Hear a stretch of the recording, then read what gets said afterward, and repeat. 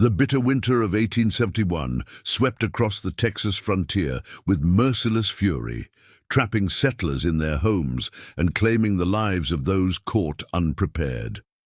For Sarah Callahan, a young widow struggling to maintain her late husband's homestead, survival meant making impossible choices. But on that fateful December night, as howling winds threatened to tear her cabin apart, she never imagined that opening her door to a half-frozen Comanche child would forever alter the course of her life and potentially seal her fate when his father, a feared war chief, arrived 3 days later with 100 warriors at his command. Before we jump back in, tell us where you're tuning in from, and if this story touches you, make sure you're subscribed because tomorrow I've saved something extra special for you. The blizzard announced itself with a low, ominous moan that rolled across the plains like distant thunder. Sarah Callahan paused at her kitchen window, watching as the first heavy snowflakes began to dance in the fading afternoon light. At 32, Sarah had weathered 3 winters alone on this isolated patch of Texas soil since Thomas had succumbed to fever. But something about the darkening sky sent a chill through her that had nothing to do with the dropping temperature.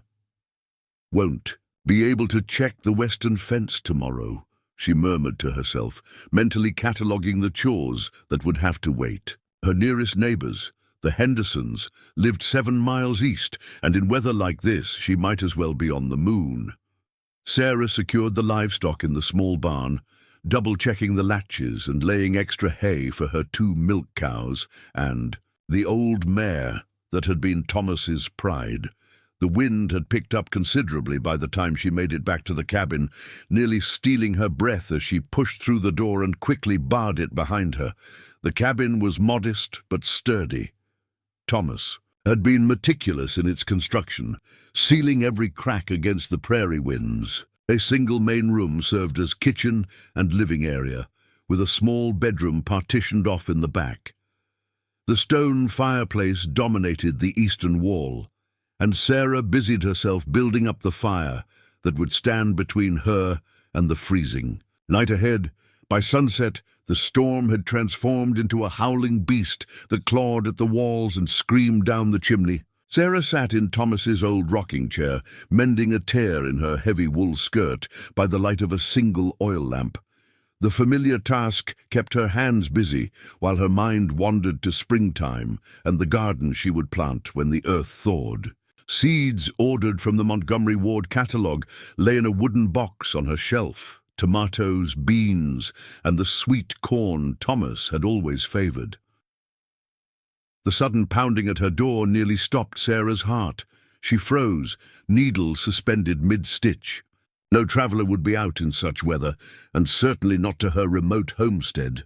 The Comanche had been relatively peaceful these past 2 years since the treaty, but rumors of renegade bands still circulated in Willow Creek whenever settlers gathered. The pounding came again, weaker this time, followed by what sounded like a child's cry nearly swallowed by the wind. Sarah placed her mending aside and reached for Thomas's Springfield rifle that hung above the mantel. The weapon felt heavy and foreign in her hands, but she'd made herself learn to shoot it after Thomas died. Keeping the rifle ready, she approached the door.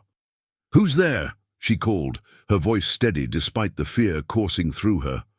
"Only," the wind answered, but then came a soft thud against the door, as if someone had collapsed against it. Sarah took a deep breath, sent a silent prayer heavenward, and unbarred the door. The wind immediately caught it, slamming it against the wall as snow swirled into the cabin. At first, she saw nothing but the raging white of the blizzard. Then her eyes dropped to a small, crumpled form on her threshold. A child, no more than 7 or 8 years old, lay half buried in rapidly accumulating snow. The boy's dark hair was crusted with ice, and his buckskin clothing, though traditionally Comanche, provided little protection against the brutal cold. Most alarming was the makeshift bandage wrapped around his left leg, stained dark with frozen blood. For one brief moment, Sarah hesitated. Taking in a Comanche child could be seen as theft by his people, a crime punishable by death. The uneasy peace between settlers and the native tribes balanced on the edge of a knife. But the boy's lips had turned a dangerous blue, and his small frame shivered violently. Maternal instinct overrode caution. Sarah propped the rifle against the wall, bent down, and gently lifted the child. He was terrifyingly light in her arms, and his skin felt like ice. She kicked the door shut behind her and carried him to the bearskin rug before the fireplace. "It's all right," she soothed, though she doubted he understood English. "You're safe now." The boy's eyes fluttered open as she laid him down. They were dark and filled with confusion and fear. He tried to scramble away, but cried out when he put weight on his injured leg.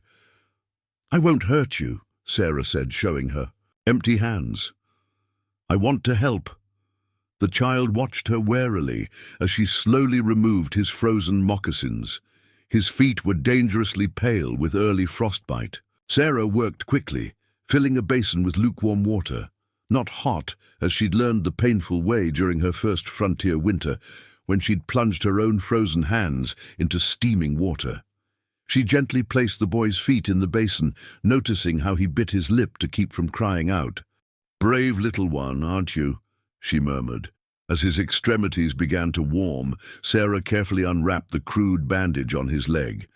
A deep gash ran along his calf, the edges angry and swollen with infection. Whatever had cut him, perhaps a jagged rock or animal trap, had done significant damage. Without treatment, the infection would surely spread. Sarah gathered her limited medical supplies, clean cotton strips, a bottle of whiskey Thomas had kept for medicinal purposes, and a jar of honey mixed with herbs that old Mrs. Patterson from Willow Creek swore could draw out infection. The boy watched her movements with the wary attention of a cornered animal. "This will hurt," she warned, uncorking the whiskey bottle, "but it will help you heal." Whether he understood her words or her tone, the boy gave a slight nod and gripped the edge of the bearskin rug. When the alcohol hit his wound, he stiffened but made no sound beyond a sharp intake of breath. Sarah cleaned the gash thoroughly, applied the honey mixture, and wrapped it in clean bandages. "You must be starving," she said when she finished, rising to stir the bean and bacon soup that had been simmering on the back of the stove. She ladled a small portion into a bowl, added a chunk of cornbread, and returned to the boy's side. He sniffed the food cautiously before hunger overcame suspicion. He ate rapidly, like someone accustomed to having food snatched away.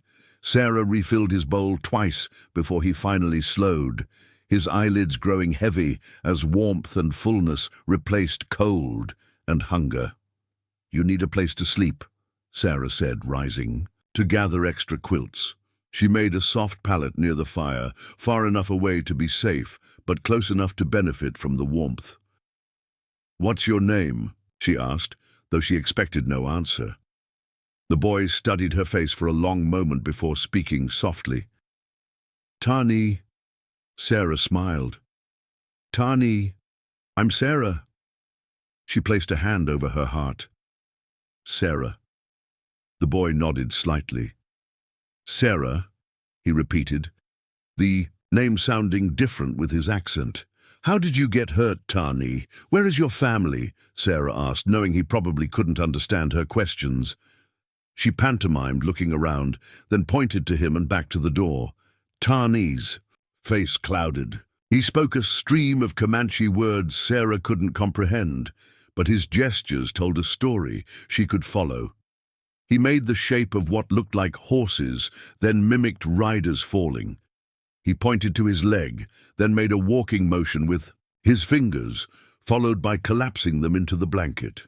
Sarah pieced together the likely scenario, some kind of accident or attack involving horses, followed by the boy attempting to walk for help before collapsing in the storm. How he had managed to find her isolated cabin in a blizzard seemed nothing short of miraculous, or perhaps it spoke to how desperately he had struggled to survive.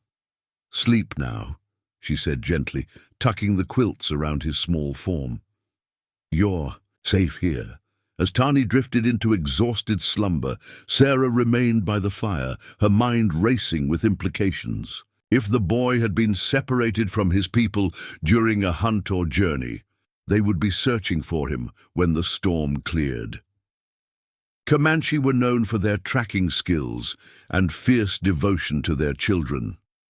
Every settler knew stories of their retribution when they believed a child had been stolen, but she couldn't have left him to die in the snow.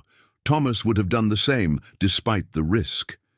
He had been a fair man who believed in judging people by their actions, not the color of their skin or the language they spoke. "Most conflicts come from fear and misunderstanding," he'd often said during community meetings when tensions flared. Sarah slept fitfully that night, waking often to check on the boy and add wood to the fire. Outside, the blizzard showed no signs of relenting, howling its fury at being denied its prey. By morning, Tani's fever had risen. His small body burned with heat while he shivered uncontrollably beneath the quilts. The infection was worsening despite Sarah's treatment. She bathed his forehead with cool cloths and managed to get him to swallow some willow bark tea, but his condition continued to deteriorate throughout the day.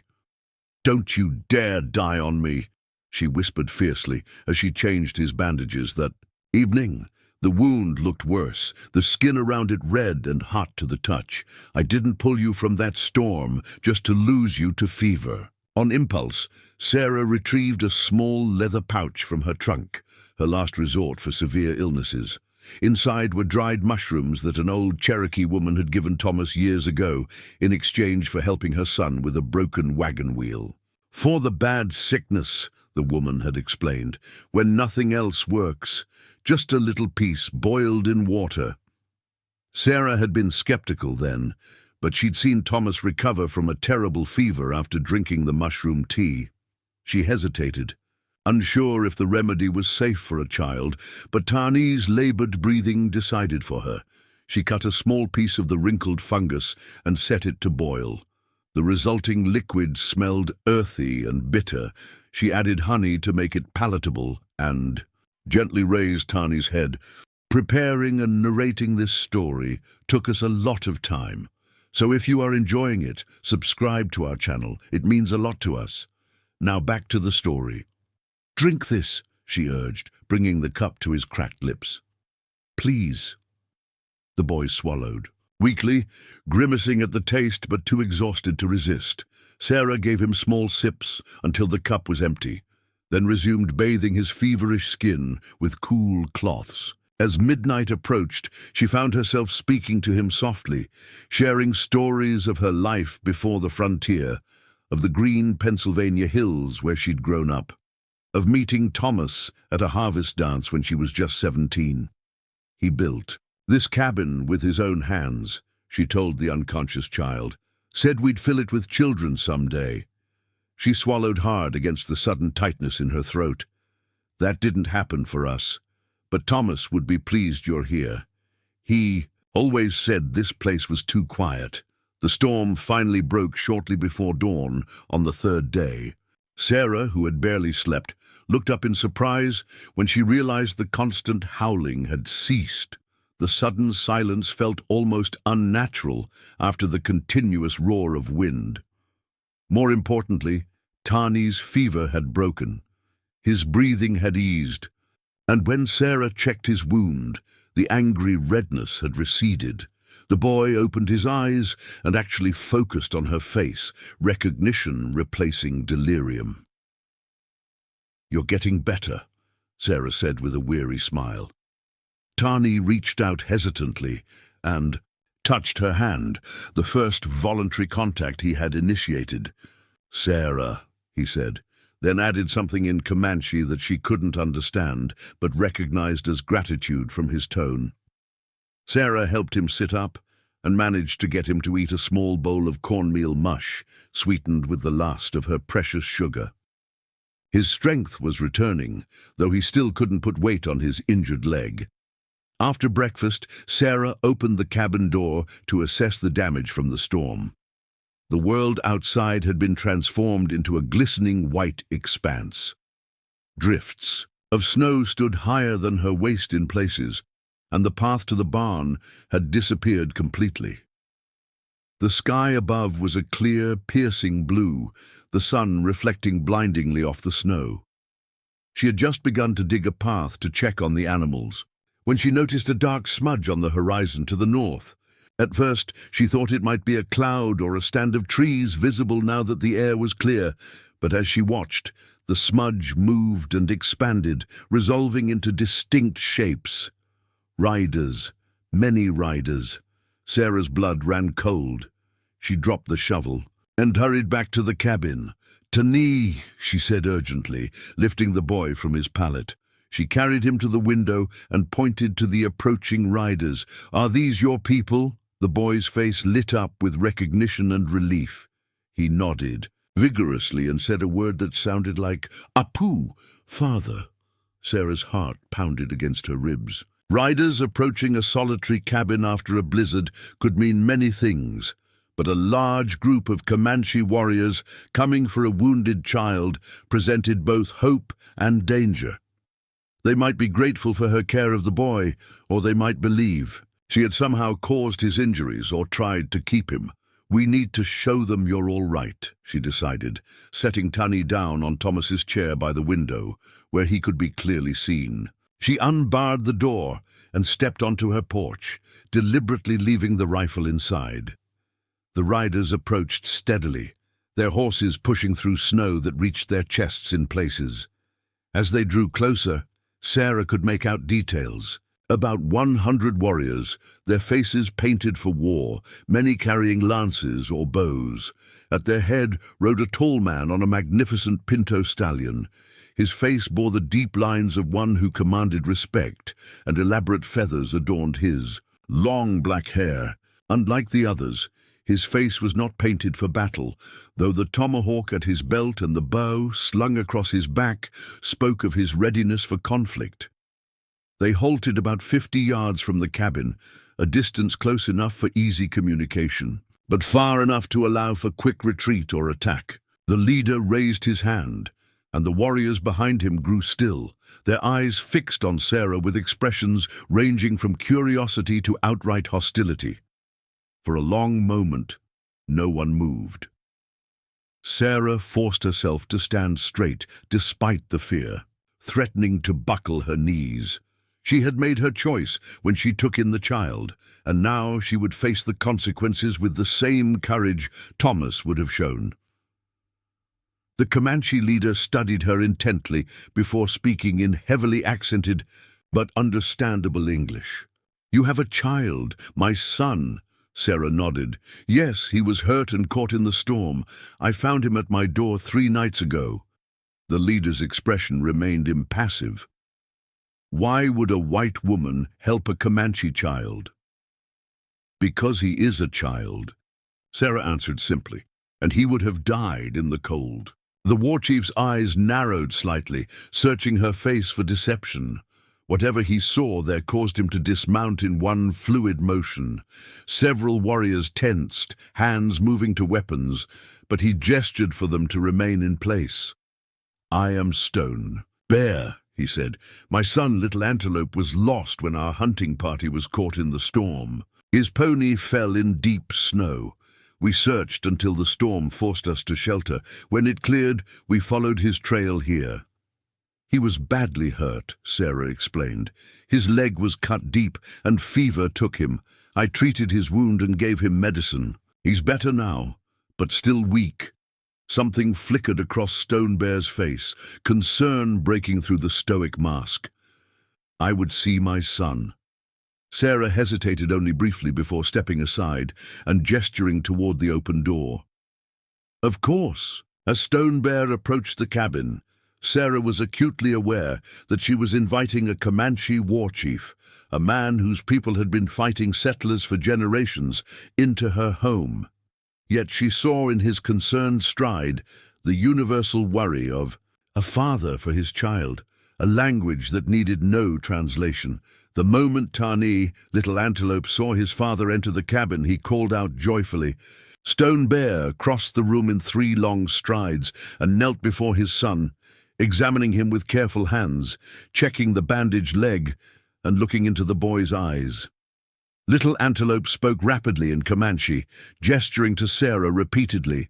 During his excited recounting, Stone Bear listened intently, his expression softening as his son continued to speak. When the boy finished, the war chief turned to Sarah, his posture subtly changed. My son says you pulled him from the snow when his spirit was leaving, that you fought the fever like a mother bear protects her cubs. He touched the bandage on his son's leg gently.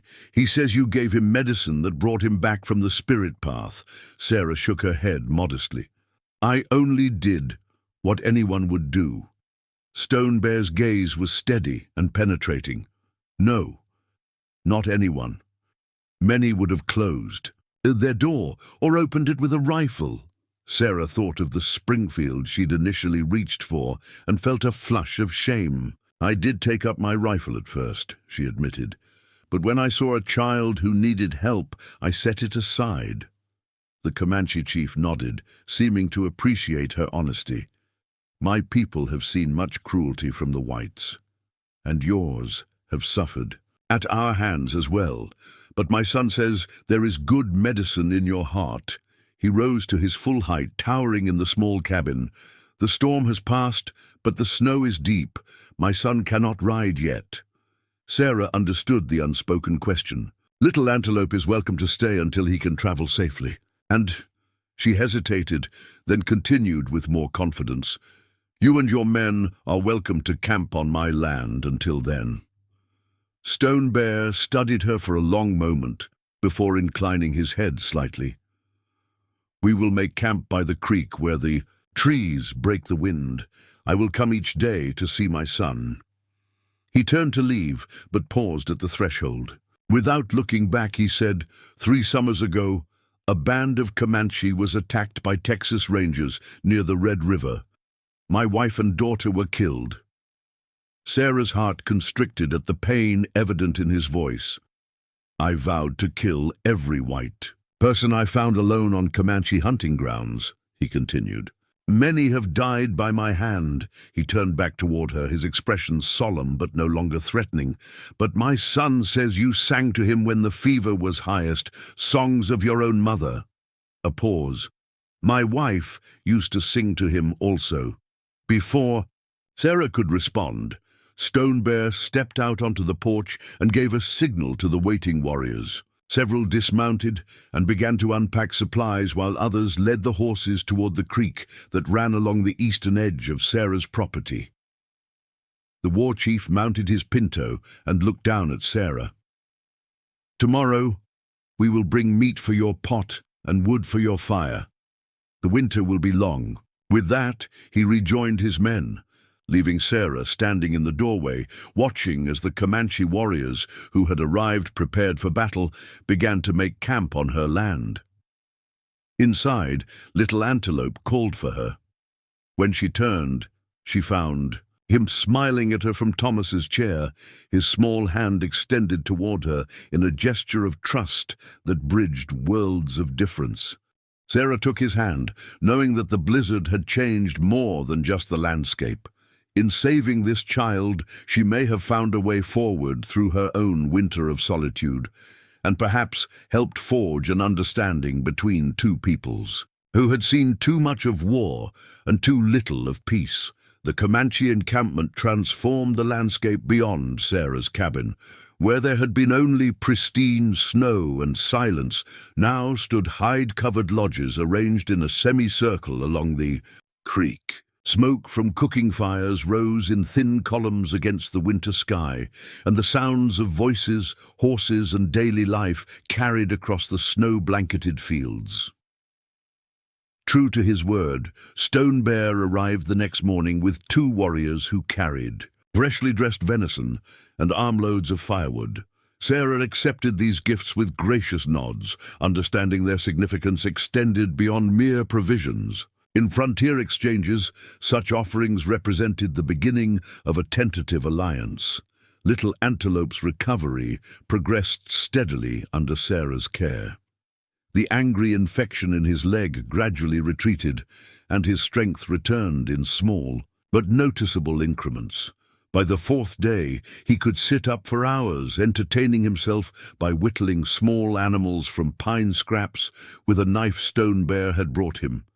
Communication remained limited to gestures and the few words they had taught each other, but a language of mutual respect had begun to develop between Sarah and her unexpected guests. Each morning, Stone Bear would arrive to spend time with his son, sometimes bringing small gifts, a rabbit skin, an intricately carved whistle, or special herb mixtures that he indicated Sarah should add to Little Antelope's food. On the fifth day after the Comanche arrival, Sarah was kneading bread dough when a shadow darkened her doorway. She looked up, expecting Stone Bear for his customary morning visit, but instead found a woman standing silently at the threshold. She appeared to be in her 30s, with intelligent eyes and a dignified bearing. Unlike the warriors with their bare chests and leggings, she wore a deerskin dress adorned with intricate beadwork, and her long hair was divided into two neat braids. The woman gestured toward Little Antelope, who brightened at the sight of her. She spoke to him softly in Comanche, examining his leg with practiced hands before nodding in apparent approval. "You must be the healer," Sarah ventured, wiping flour from her hands onto her apron. The woman looked at her with sharp appraisal before reaching into a pouch at her waist. She withdrew several bundles of dried herbs tied with sinew and placed them on the table. Through gestures and occasional words that Little Antelope translated, she demonstrated how each should be prepared. One steeped in hot water, another ground to powder, a third mixed with fat to form a salve. "Thank you," Sarah said, touching each bundle with interest. "My name is Sarah," the woman nodded. "Tall Reed," she replied, placing a hand on her chest. Her English was heavily accented but clear. "My brother is Stone Bear." Sarah's eyebrows rose in surprise. "You speak English well." "Mission school," Tall Reed explained with a complicated expression that suggested the experience held both useful knowledge and painful memories. Before the wars, she moved to examine Sarah's own collection of medicinal supplies with evident curiosity, picking up jars and packets, sniffing their contents. Her fingers lingered on the pouch containing the mushrooms Sarah had used during Little Antelope's fever. "Strong medicine," she commented. "Cherokee?" Sarah nodded. "Yes, it saved him when the fever was worse." Tall Reed's expression softened slightly. "My brother says you have good hands for healing. This is true." Coming from a tribal healer, the compliment carried significant weight. Sarah inclined her head in acknowledgement. "I did what I could. Little Antelope is strong." A hint of a smile touched Tall Reed's lips. "Yes, like his father." She turned her attention back to the boy, speaking rapid Comanche that made him laugh. "Tomorrow," she said to Sarah as she prepared to leave, "I come again. We make medicine together." She paused at the door. "You live alone, no husband, no children?" The direct question might have seemed intrusive from anyone else, but Sarah recognized it as the natural curiosity of someone whose culture valued family connections above all. "My husband died 3 winters ago. We had no children." Tall Reed studied her for a moment. "Hard thing to face cold seasons alone." Before Sarah could respond, the woman had slipped out the door as silently as she had arrived. True to her word, Tall Reed returned the next day with a large bundle wrapped in elkite. Inside were roots, bark, and plant matter that Sarah didn't recognize. The two women spent the morning working side by side at Sarah's table, with Little Antelope occasionally translating when gestures proved insufficient.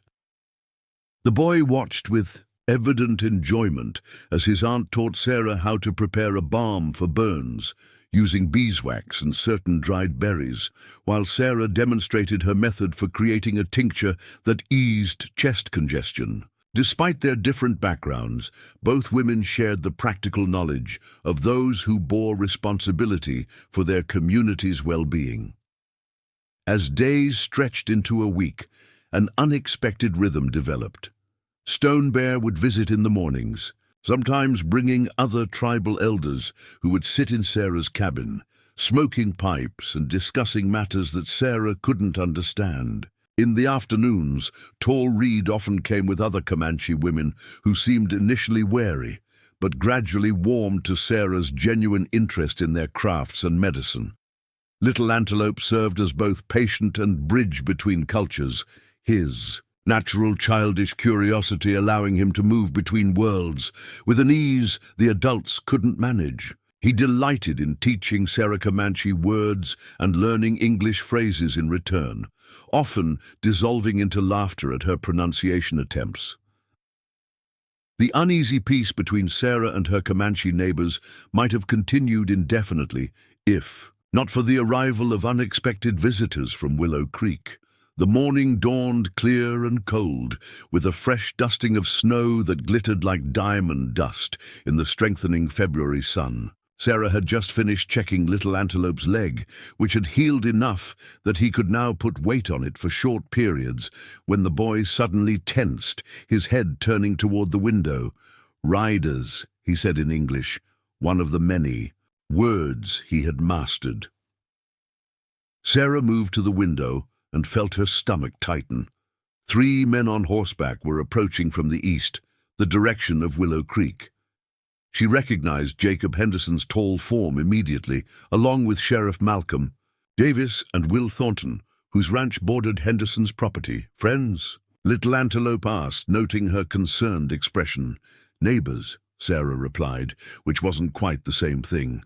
Jacob Henderson had been kind enough after Thomas's death, helping with the heavier farm work when necessary, but Sheriff Davis made no secret of his disdain for a woman trying to run a homestead alone. As for Thornton, he had made unwelcome advances that Sarah had firmly rejected the previous summer.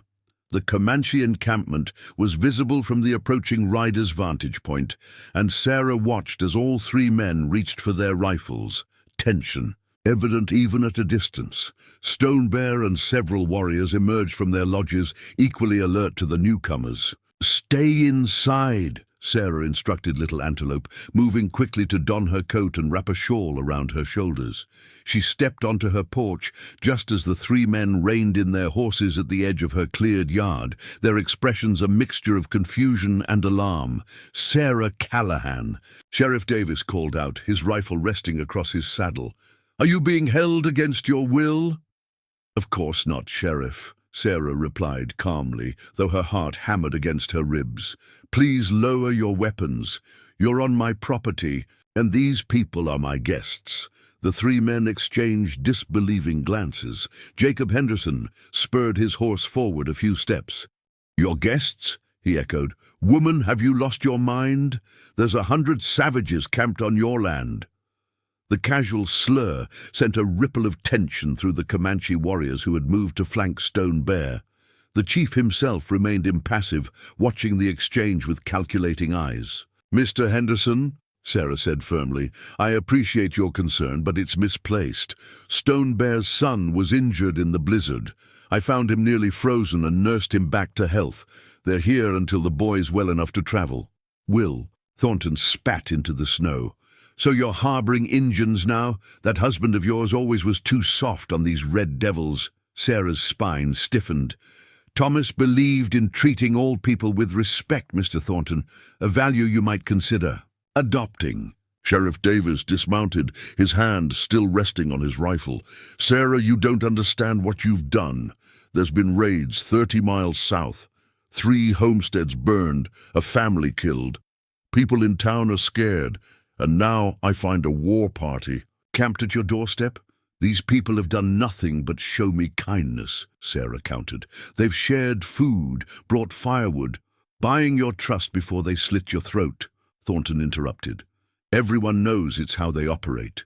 "Stone," Bear stepped forward then, his voice carrying clearly across the yard. If we wanted this woman dead, she would be dead already. His English, though accented, was precise and cutting. She saved my son when your people would have left him to die. Sheriff Davis's hand tightened on his rifle. You're on land that's been deeded to settlers, Chief. Your people are supposed to stay on the reservation lands. Hunting rights were promised in the treaty. Stone Bear replied evenly. My band tracks deer when the snow moon rises. The storm separated us from my son. This woman showed more honor than your paper promises. The tension crackling between the men reminded Sarah of dry kindling near flame. One wrong word, one hasty movement, and violence would erupt. She descended the porch steps and deliberately placed herself between the two groups. Sheriff Davis, I think we all want to avoid trouble, she said, choosing her words carefully. Little Antelope will be well enough to travel soon, and then Stone Bear's people will continue their hunting. Until then, they remain my guests. Davis shook his head. It's not that simple, Sarah. Folks in town are already talking. If word gets out that you're consorting with Comanche— Consorting? Sarah's patience snapped. I saved a child's life. Would you have had me leave him to die in the snow? Jacob Henderson cleared his throat uncomfortably. No decent person would expect that, Sarah. But taking in a whole war party is different. People will talk. They might not trade with you come spring. The implied threat hung in the air. As a woman alone, Sarah depended on the goodwill of Willow Creek's residents for her livelihood. She sold eggs, butter, and vegetables in town, traded labor during harvest, and relied on community connections for the 100 small necessities frontier life demanded. Before she could respond, the cabin door opened and Little Antelope limped onto the porch, leaning heavily on a wooden crutch tall Reed had fashioned for him. Sarah, he called, his young voice carrying in the winter air. Is it bad trouble? Something in the boy's vulnerable figure, small against the vast landscape, caught between worlds not of his making, seemed to diffuse some of the tension. Jacob Henderson's expression softened slightly as he looked at the child. That the boy you saved? He asked quietly. Sarah nodded. Little Antelope. He's 7 years old and smart as any child in Willow Creek. Sheriff Davis sighed, removing his hat to run a hand through his graying hair. Sarah, I can't stop people from talking, and I can't ignore a Comanche encampment this close to town. The territorial governor would have my badge. Then don't ignore it, Sarah proposed. Report that a child was injured, that his people are waiting for him to heal, and that there's been no trouble. Tell them I'm safe and that I've chosen to help a child who needed it, as any Christian would do. Davis looked unconvinced, but Jacob Henderson nodded slowly. The Reverend would back that view, I reckon. He's always preaching about the Good Samaritan. 2 days, the sheriff finally conceded. I'll tell folks in town that the situation is under control, but I'm giving it 2 days before I have to report this to the fort. After that, I can't promise the army won't get involved. Stone Bear's expression remained unreadable, but he inclined his head slightly in acknowledgement of the sheriff's deadline. As the 3 men prepared to depart, Will Thornton lingered, his gaze moving between Sarah and Stone Bear with undisguised hostility. You're making a mistake, Sarah, he said. These people can't be trusted. They're not like us. Stone Bear met Thornton's gaze steadily. No, he agreed. We are not like you. When we give our word, we keep it. The subtle reference to broken treaties wasn't lost on anyone present. Thornton's face flushed with anger, but Sheriff Davis called him back before he could respond. With a final warning glance, the 3 riders departed, their figures gradually disappearing into the eastern horizon. Sarah stood motionless until they were out of sight, then released a breath she hadn't realized she was holding. The Comanche. Warriors dispersed at a gesture from Stone Bear, returning to their tasks around the camp. They will bring soldiers, Stone Bear stated rather than asked. Perhaps, Sarah admitted. But we have some time. The chief studied her thoughtfully. You risked much, standing between us and your people. Sarah looked toward Little Antelope, who watched them from the porch with worried eyes. Some things are worth the risk. That evening, as darkness settled over the homestead, an unusual gathering took place in Sarah's cabin.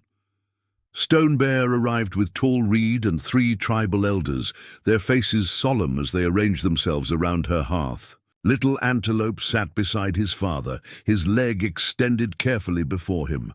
We must leave tomorrow, Stone Bear announced without preamble. The snow has packed enough for careful travel, and my son can ride with me. Though Sarah had known this moment would come, she felt an unexpected pang at the thought of Little Antelope's departure. In the short time he had been in her care, she had grown fond of his bright spirit and curious mind. The sheriff gave us 2 days, she reminded Stone Bear. The chief's expression hardened. The white man with angry eyes, Thornton. He will not. Wait, such men bring trouble quickly. Sarah couldn't argue with his assessment. Something in Will Thornton's demeanor had suggested he wasn't finished with the matter. We go north to where the buffalo still run, Stone Bear continued. Away from white settlements until the grass grows again. An elder with deeply lined features spoke at length in Comanche, gesturing occasionally toward Sarah. When he finished, Stone Bear nodded thoughtfully.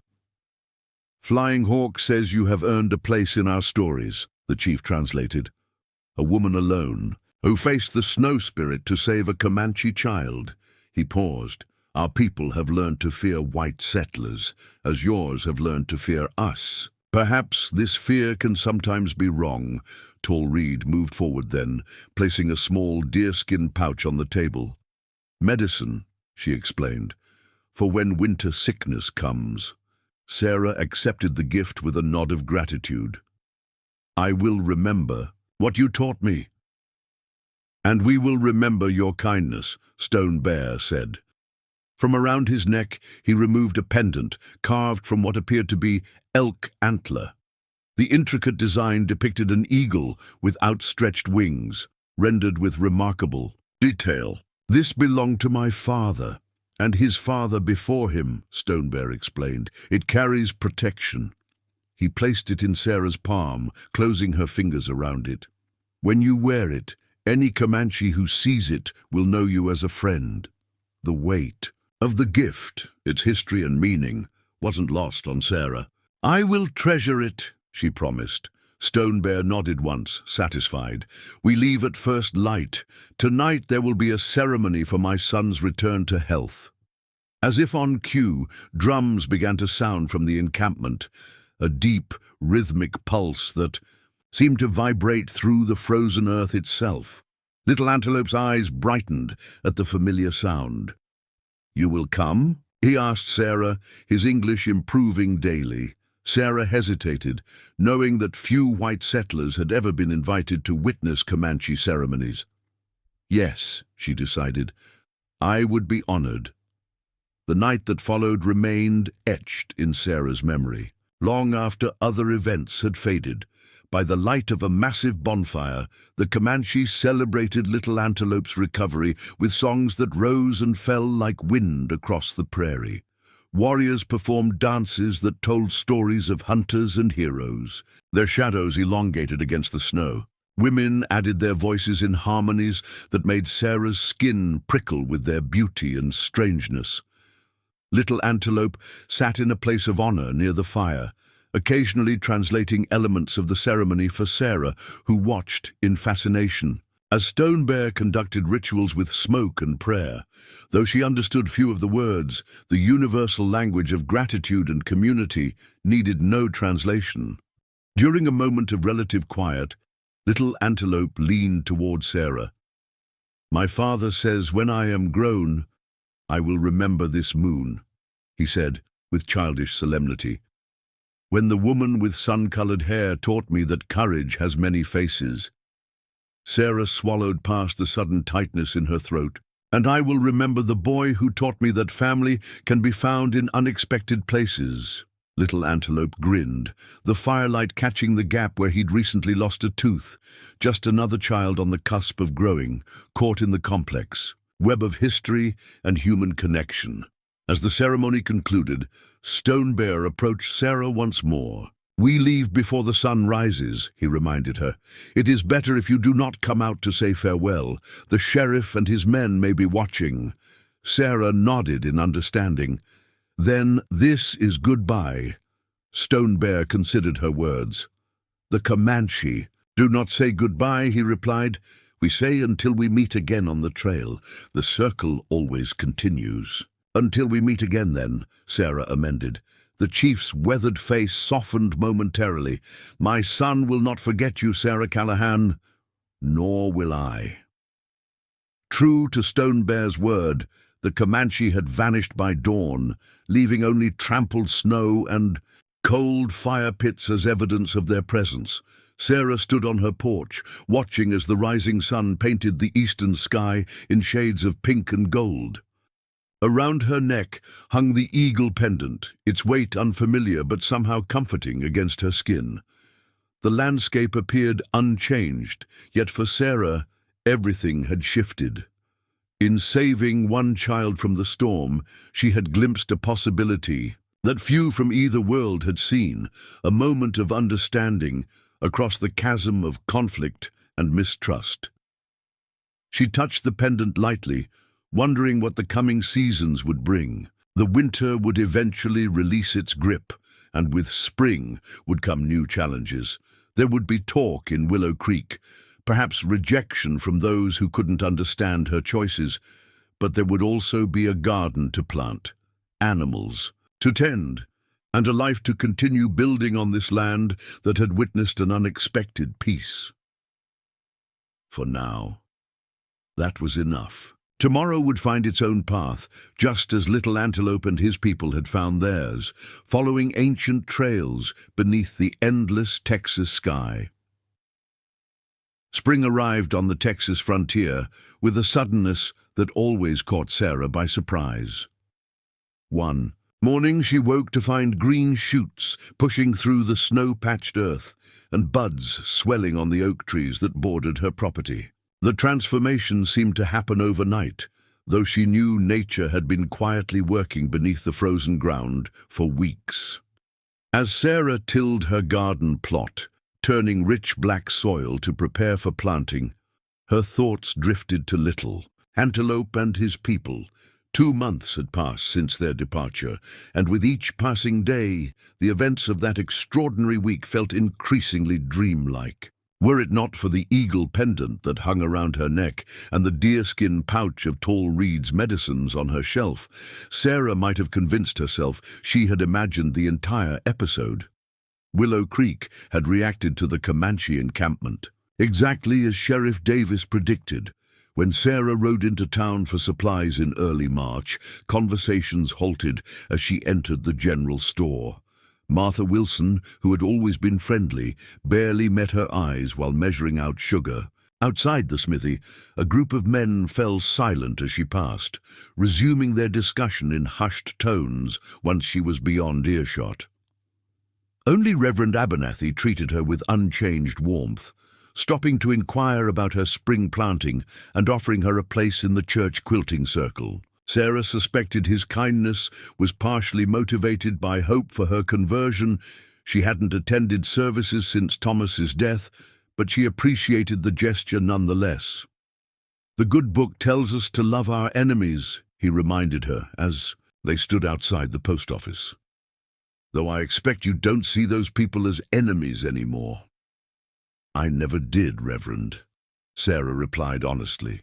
"Thomas always said fear makes enemies where none need exist." The Reverend's eyes had crinkled at the corners. "Your husband was a wise man, Mrs. Callahan, wiser than many who attend my sermons regularly." Despite such isolated moments of understanding, Sarah felt her position in the community becoming increasingly precarious. Jacob Henderson still stopped by occasionally to help with heavier tasks, but his visits grew shorter and less frequent as spring progressed. The butter and eggs she brought to town fetched lower prices, and fewer people requested the herbal remedies she had once regularly supplied. By April, Sarah had begun to wonder whether she could maintain the homestead alone if the ostracism continued. The irony wasn't lost on her. Her act of compassion toward one child might ultimately cost her the home she and Thomas had built together. She was considering these unwelcome possibilities while planting corn when the sound of approaching hoofbeats drew her attention. Shading her eyes against the afternoon sun, Sarah watched a rider approach from the east. The horse moved at an easy lope, but something about the rider's posture suggested urgency. As the figure drew closer, Sarah recognized Becky Thompson, whose family ranched 10 miles northeast. The 17-year-old girl reined her lathered horse to a stop at the edge of the garden. "Mrs. Callahan," she called, her young face flushed with exertion. "Pa sent me to warn you. There's been another raid. The Anderson place was hit last night. Everyone's saying it was Comanche." Sarah's stomach tightened. The Andersons' homestead lay 15 miles southwest, too close for comfort. "Was anyone hurt?" Becky nodded grimly. "Mr. Anderson was killed trying to protect the livestock. Mrs. Anderson and the children managed to hide in the root cellar. The raiders took most of their horses and burned the barn." "That's terrible," Sarah said, her mind racing. "But why did your father send you specifically to warn me?" Becky shifted uncomfortably in her saddle. "Well, ma'am, folks in town are saying, that is, with you having harbored those Comanche during the winter." She trailed off, unable to finish the implication. Sarah understood immediately. "They think I might have something to do with it, that I gave information to Stone Bear's people." "Some are saying worse," Becky admitted. "Will Thornton's been at the saloon telling anyone who'll listen that you might have made some kind of arrangement with them. Maybe they promised to leave you alone in exchange for information about other homesteads." The accusation was so ludicrous and so dangerous that for a moment Sarah couldn't find words to respond. Frontier justice could be swift and brutal, especially when fear ran high. "Your father doesn't believe that nonsense, does he?" she finally asked. Becky shook her head quickly. "No, ma'am. Pa says Thornton's just sore because you wouldn't accept his courting, but he thought you should know what's being said, and that you might want to be extra careful. Sheriff Davis is organizing a meeting at the church tonight to discuss protection for outlying homesteads." Sarah thanked the girl and sent her home with a jar of honey for her trouble. After Becky departed, Sarah leaned on her hoe, considering her options. The raid on the Anderson place didn't sound like Stone Bear's work. His band had been traveling north when they left, away from settled areas. But she couldn't be certain, and regardless of the truth, suspicion had already fallen on her. She could attend the meeting in town, try to defend herself, but walking into a gathering of frightened, angry settlers might prove dangerous. Alternatively, she could remain at the homestead, reinforcing her doors and keeping Thomas's rifle loaded. But isolation would only feed the community's suspicions. After careful consideration, Sarah decided on a third option. She would visit the Anderson place herself, inspect the evidence of the raid, and form her own conclusions before deciding how to proceed. The journey took nearly 3 hours on her mare. As Sarah crested the final rise overlooking the Anderson homestead, the extent of the damage became immediately apparent. The charred skeleton of the barn stood stark against the spring sky, and the house showed signs of attack, broken windows, a splintered door. Mrs. Anderson and her 3 children were nowhere to be seen, presumably taken in by neighbors. Sarah dismounted cautiously, tying her horse to a fence post before approaching the house. The ground around the building told a story to those who knew how to read it. Multiple horses had circled the property, their tracks cutting deep into the soft April earth. Sarah knelt to examine one clear hoofprint, noting with a frown that the horse had been shod, something no Comanche war pony would be. Moving slowly around the property, Sarah catalogued other inconsistencies. The raiders had taken bags of flour and sugar, but left a fully cured ham hanging in the smokehouse. No Comanche warrior would have made such a choice. Most telling of all, several arrows protruded from the cabin walls, ostentatiously placed and featuring dyed feathers that mimicked Comanche fletchings, but lacked the distinctive wrapping pattern Tall Reed had once shown her. By the time Sarah completed her inspection, she felt certain of her conclusion. The raid had been staged to appear as Comanche work. The question was, by whom, and for what purpose? She was preparing to depart when the sound of riders approaching from the south caught her attention. Instinctively, Sarah moved to the side of the house, keeping out of sight until she could identify the newcomers. 5 men on horseback entered the clearing. Sheriff Davis and Will Thornton among them. The others included Jacob Henderson, the blacksmith Frank Miller, and a man Sarah didn't recognize who wore an army uniform, likely an officer from the fort 60 miles south. Sarah remained hidden, listening as the men dismounted and began their own inspection of the property. "Clear Comanche work," Thornton was saying, gesturing toward the arrows. "Same pattern as the McPherson place last fall." The army officer nodded, making notes in a small book. "The commanding officer will want to send a patrol. Do you have trackers who can follow their trail?" Sheriff Davis looked uncomfortable. "Tracks are pretty confused, Lieutenant. Hard to say which direction they headed." "North," Thornton said with certainty. "Same direction those Comanche at the Callahan place were heading." Jacob Henderson frowned. "That was 2 months ago, Will. And Stone Bear's band never caused any trouble while they were here." "That we know of," Thornton countered. "Who's to say what information that woman shared with them? Locations of homesteads, who had the best horses, which families had men away." Miller, the blacksmith, spat into the dirt. "Seems mighty convenient that her place hasn't been touched, doesn't it?" Sarah's hands clenched at the blatant accusation. She'd considered revealing herself, but now thought better of it. Nothing she could say would change minds already poisoned against her. "Let's not jump to conclusions," Sheriff Davis cautioned. "Sarah Callahan's a decent woman who showed Christian charity to an injured child. That doesn't make her a traitor. The local Indians respect territorial boundaries in this region?" the lieutenant asked, clearly trying to redirect the conversation. "Some do, some don't," Davis replied. "Stone Bear's band has generally kept to themselves, hunting buffalo up north. These raids started after the agency cut their rations last fall." The men continued their discussion as they mounted up, their voices fading as they rode west.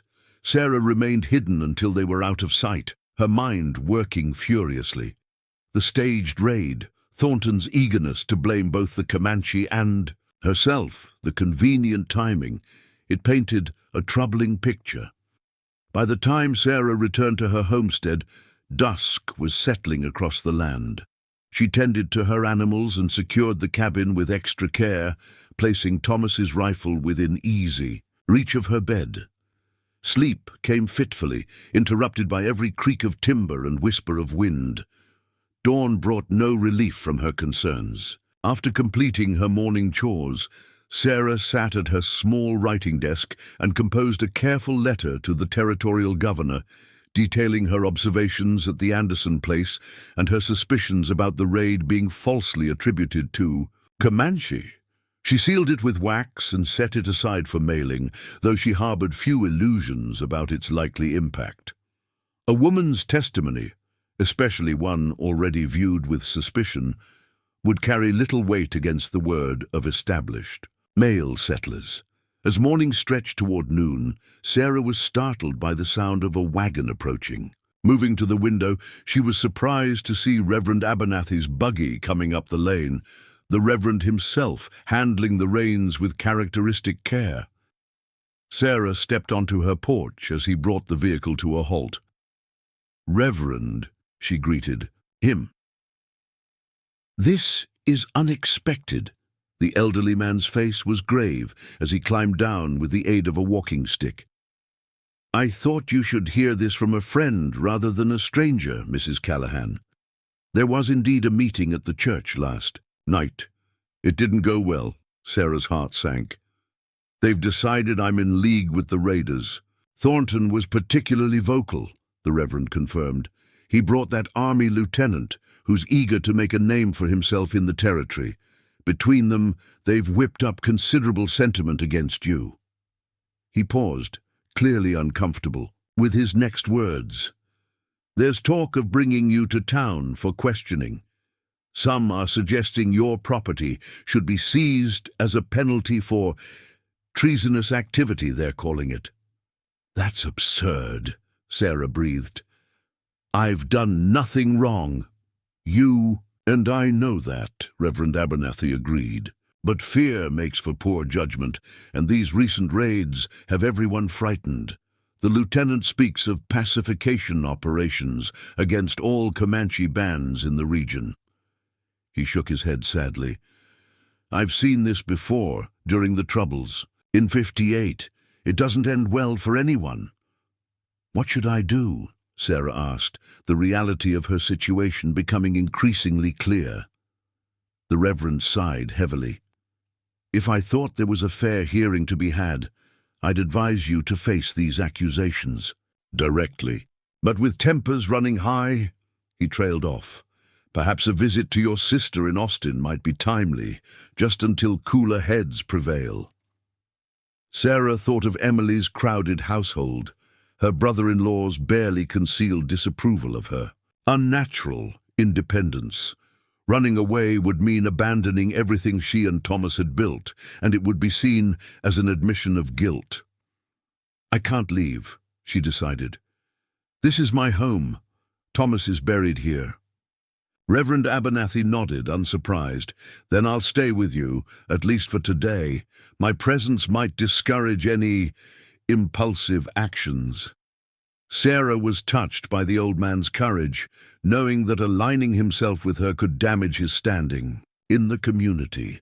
"I appreciate that, Reverend, but it's not necessary. I can—" Her words were cut short by the distant sound of hoofbeats, many horses approaching at speed. Both Sarah and the Reverend turned toward the sound, watching as a cloud of dust rose on the eastern horizon.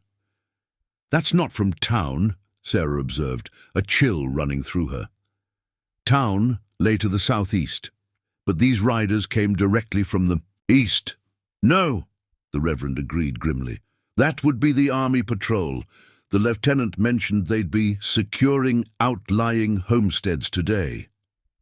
Sarah felt the blood drain from her face. Securing. Before the Reverend could respond, a flash of movement from the northern tree line caught Sarah's attention. A lone rider on a pinto horse emerged briefly from the shadows before melting back into the forest, stone bare.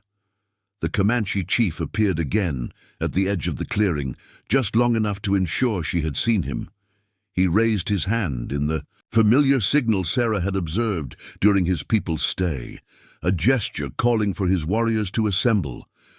Understanding dawned with terrible clarity. Stone Bear had returned perhaps to hunt in familiar territory and had observed the approaching soldiers. Now he was gathering his warriors, preparing to defend what he perceived as an attack. "Reverend," Sarah said urgently, "you need to leave now." The old man looked confused. "I won't abandon you to face this alone, my dear." "You don't understand," Sarah insisted, already moving toward the cabin. "Stone Bear is here. If those soldiers arrive and find you with me, you'll be implicated too. Please go back to town. Tell Sheriff Davis what's happening. Maybe he can prevent bloodshed." Reverend Abernathy's eyes widened in understanding. He hesitated only briefly before climbing back into his buggy. "God be with you, Sarah Callahan," he said solemnly, turning his horse toward town. As the Reverend's buggy disappeared down the lane, Sarah touched the eagle pendant at her throat and made her decision. She wouldn't hide inside and wait for violence to erupt. Instead, she walked purposefully toward the northern tree line, where Stone Bear had appeared. 20 yards from the forest edge, she stopped. "I know you're there," she called, pitching her voice to carry without shouting. "And I know you can understand me. We don't have much time." For several heartbeats, only silence answered her. Then Stone Bear emerged from the trees, his expression guarded but his posture relaxed. He had aged in the month since she'd seen him last, new lines carved into his weathered face, a fresh scar along his jawline. "Sarah Callahan," he acknowledged. "You still wear the eagle still." "Your gift honors me," Sarah replied, touching the pendant briefly. "But we have trouble coming. Those riders—" "Blue coats," Stone Bear interrupted. "Many rifles. They come—" "For you?" Sarah nodded. "There have been raids, homesteads burned, people killed. The army believes Comanche warriors are responsible." Stone Bear's expression hardened. "Not my people. We hunt buffalo near the Red River these past moons." "I believe you," Sarah assured him, "but others don't. They think I helped your people. Plan these attacks," understanding dawned in the chief's eyes. "Because you showed kindness to my son." "Yes, and now soldiers come, probably to arrest me. If they find you here, there will be fighting," Stone Bear finished grimly. "Many will die." Sarah nodded. "You should go, quickly before they arrive." The Comanche chief studied her for a long moment. "And you? What becomes of Sarah Callahan?" The question struck her with unexpected force. What indeed? Even if she somehow convinced the army patrol of her innocence, Thornton and his allies would ensure she remained an outcast. Her life in Willow Creek was effectively over. Before she could respond, Stone Bear glanced toward the horizon where the dust cloud had grown larger. "No time for talk now, come." He extended his hand toward her. Sarah stared at his outstretched hand, understanding the monumental choice it represented. To take it meant leaving behind everything familiar: her home, her community, her identity. As a settler woman, yet staying meant facing false accusations, possibly imprisonment or worse. "My people camp 2 days' ride north," Stone Bear said quietly. "Little Antelope asks for you when the moon is full. Tall Reed keeps a place in her lodge." He paused, then added, "The eagle protects its own." The sound of the approaching riders grew louder. Sarah thought of Thomas, of the life they had planned. Together, of his grave beneath the oak tree behind the cabin. She thought of the suspicious glances in town, of Thornton's malicious accusations, of the future that awaited her if she remained. Then she thought of Little Antelope's smile and Tall, Reed's quiet wisdom, of Stone Bear's people who had honored her despite generations of conflict. Sarah reached for Stone Bear's hand. His grip was strong as he pulled her up behind him on the pinto stallion. "Hold tight," he instructed as he wheeled the horse around. As they plunged into the forest, Sarah caught a final glimpse of her cabin, the home she had fought so hard to keep. Smoke rose from its chimney, laundry still hung on the line, and her garden waited for seeds that would now never be planted. Then the trees closed around them, and Stone Bear urged his horse into a gallop. Behind them, the army patrol thundered into the clearing they had just vacated, their shouts fading into the distance as the Comanche chief guided his mount along hidden trails known only to his people. Sarah Callahan, once a settler's widow struggling to maintain her independence, on the Texas frontier, felt an unexpected sense of liberation as they rode north. She had saved a child in a blizzard, and that simple act of compassion had altered the course of her life in ways she could never have imagined. Ahead lay uncertainty and hardship. Life among the Comanche would demand adaptation and courage. But as Stone Bear had reminded her, the circle always continues. One journey ends, another begins. As the sun reached its zenith above the endless Texas plains, Sarah embraced the path that fate and choice had opened before her, riding toward. A future where understanding might bridge the chasm between worlds. in conflict. The journey north pushed Sarah beyond physical limits she hadn't known she possessed. For 2 days, she rode behind Stone Bear, stopping only briefly to rest the horse or drink from clear-running streams. They traveled primarily at night, avoiding open plains during daylight hours when army patrols might spot them. By dawn of the 3rd day, Sarah's legs had gone numb, and exhaustion blurred the boundaries between wakefulness and dreaming. "Not much farther," Stone Bear assured her, as they paused atop a ridge overlooking a winding river valley. In the pre-dawn light, Sarah could make out the silvery ribbon of water cutting through the landscape, bordered by stands of cottonwood and willow. "Your people are there?" she asked, her voice rough from disuse and dust. Stone Bear nodded. "Beyond, the river bend, where the hills provide shelter from north winds." He handed her a water skin. "We will reach them by midday." As Sarah drank, she studied her unlikely companion. The Comanche chief had spoken little during their journey, maintaining the stoic demeanor she remembered from winter. Yet small gestures revealed a consideration she hadn't expected, how he positioned himself to block the wind during cold night rides, the way he selected the softest ground for her to rest upon during their brief stops, his quiet instruction on moving silently through brush. "The soldiers will search for me," she said, returning the water skin. "They might follow us here." "They will search," Stone Bear agreed, "but they will not find this trail, and if they come too close—" He gestured to the surrounding hills. "My warriors watch all approaches." The certainty in his voice was reassuring, though Sarah harbored no illusions about the dangers ahead. She had crossed a line that could never be uncrossed. In the eyes of white settlers, she was now not just a sympathizer, but a deserter who had chosen to live among the enemy. By mid-morning, signs of the Comanche camp began to appear. Faint paths worn into the earth, the occasional feather or bit of sinew caught on branches. Stone Bear grew more alert, whistling bird calls that were answered from unseen watchers in the hills. Then they crested a final rise, and Sarah caught her breath at the sight below. The encampment spread along the bend of the river, more extensive than the winter gathering at her homestead had been. Perhaps 30 lodges stood in a wide semicircle, their hide coverings weathered to the color of the surrounding landscape. Women worked at tasks around cooking fires, children played along the river's edge, and warriors tended to horses in a meadow beyond the camp. Unlike the military precision of army forts or the rigid grid of frontier towns, the Comanche village followed the natural contours of the land, blending into its surroundings rather than imposing upon them.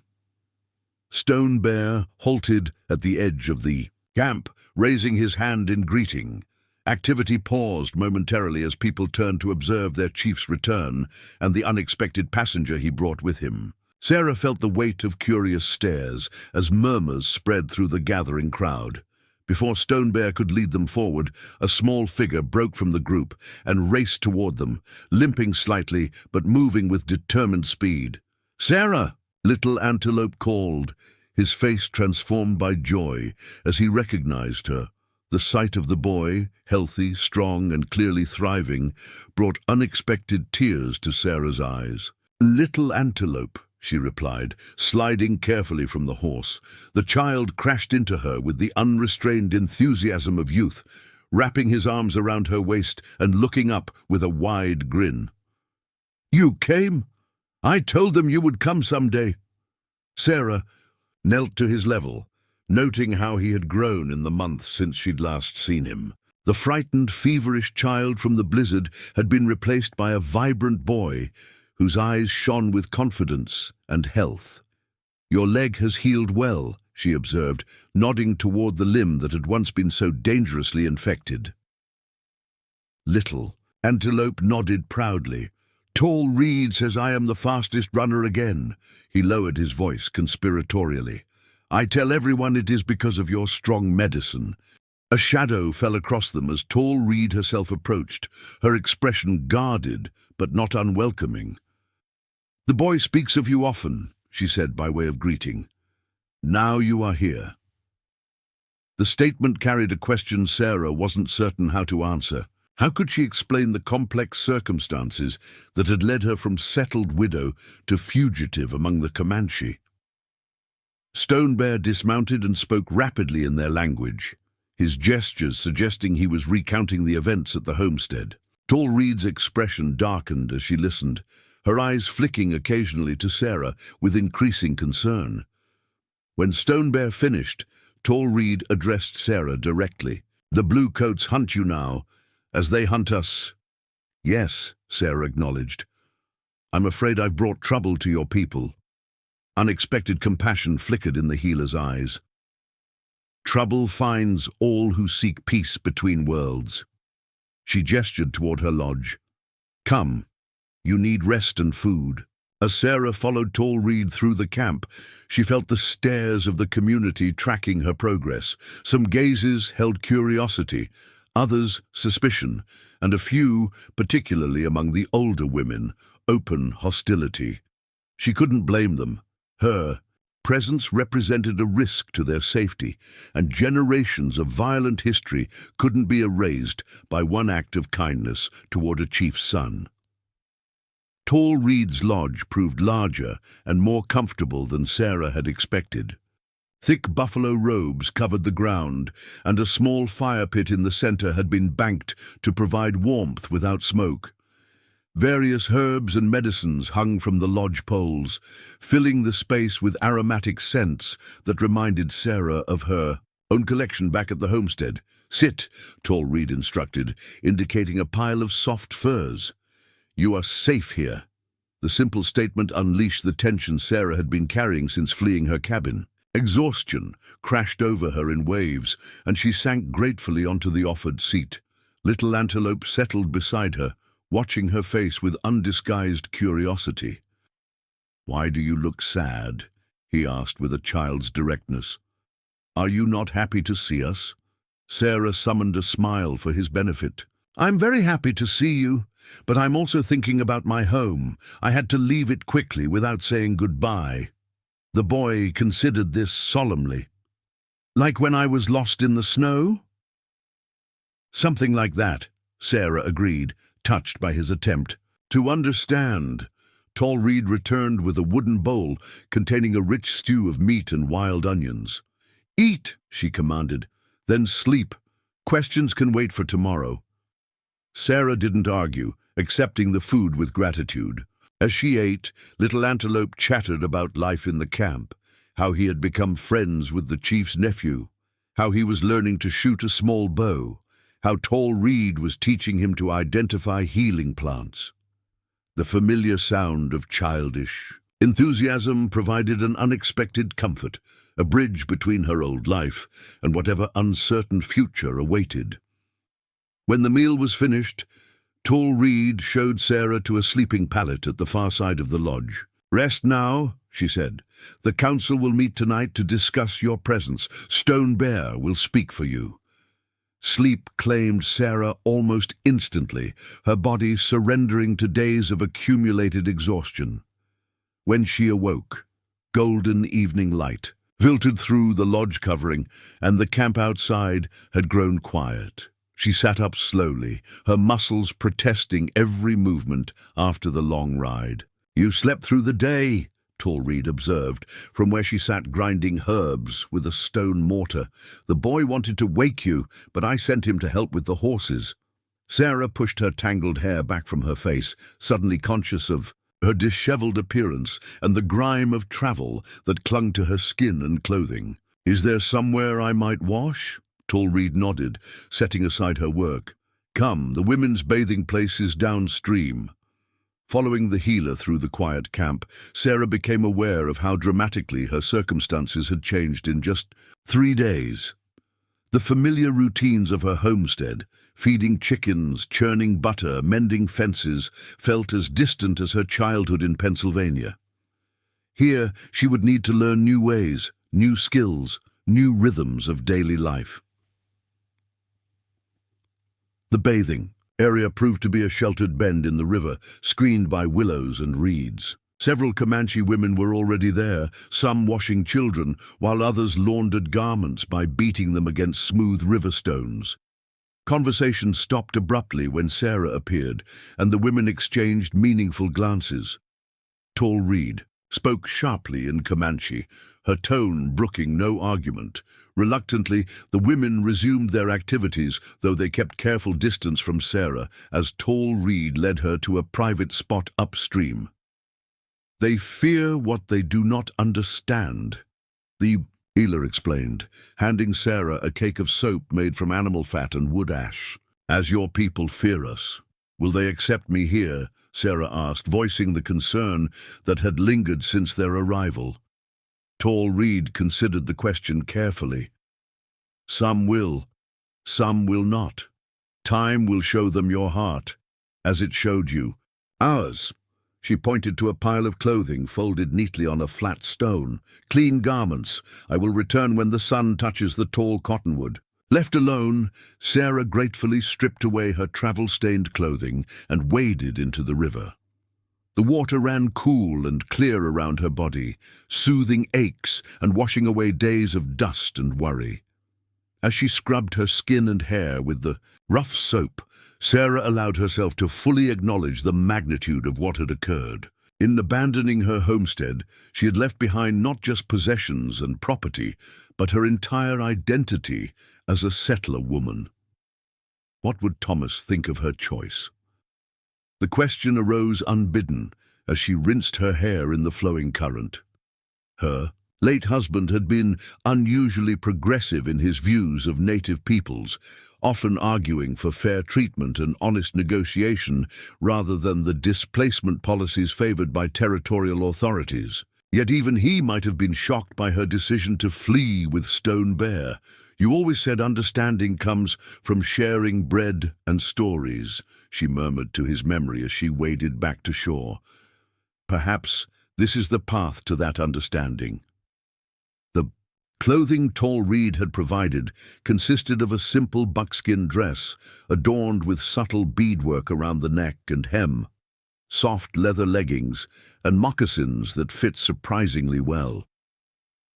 Sarah's fingers hesitated over her discarded calico dress, the practical, modest garment that marked her as a settler woman. After a moment's consideration, she folded it carefully and placed it atop a rock, a symbolic acknowledgement of the life she had left behind.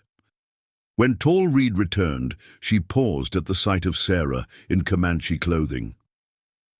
"The dress belonged to my cousin," she explained. "She walks the spirit path now." "It's beautiful," Sarah said sincerely. "Thank you for sharing it." Something in her genuine appreciation seemed to soften Tall Reed's reserved demeanor. "Come," she said, gesturing toward the camp. "The council begins soon." They returned to find the encampment transformed by evening activities. Cooking fires cast dancing light across the gathering darkness, and the smell of roasting meat filled the air. Children had been called in from play, and warriors sat in groups talking in low voices or preparing weapons with methodical care. Stone Bear awaited them near the central council fire, his formal appearance a stark reminder of his status. Eagle feathers adorned his hair, and intricate paint marked his face and chest, not the bold war patterns Sarah had seen during his arrival at her homestead, but subtler designs that spoke of authority and wisdom. "The council is ready," he informed them. "They will hear what has happened and decide your place among us." "What should I do?" Sarah asked, suddenly uncertain. She knew nothing of Comanche council protocols or what might be expected of her. "Speak truth when asked," Stone Bear advised. "Show respect with your eyes down until an elder addresses you directly. Beyond that," his expression softened marginally, "trust that my voice carries weight among my people." The council circle comprised 12 individuals, 8 men and 4 women, all of advanced age and evident status within the tribe.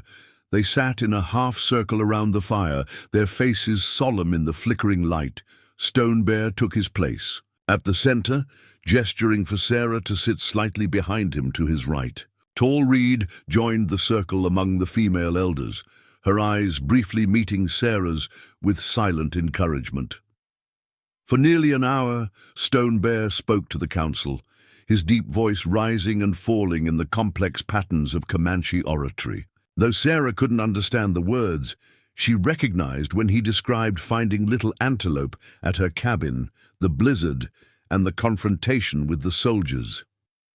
Occasionally, council members interrupted with questions, their gazes shifting to Sarah with varying degrees of skepticism or interest.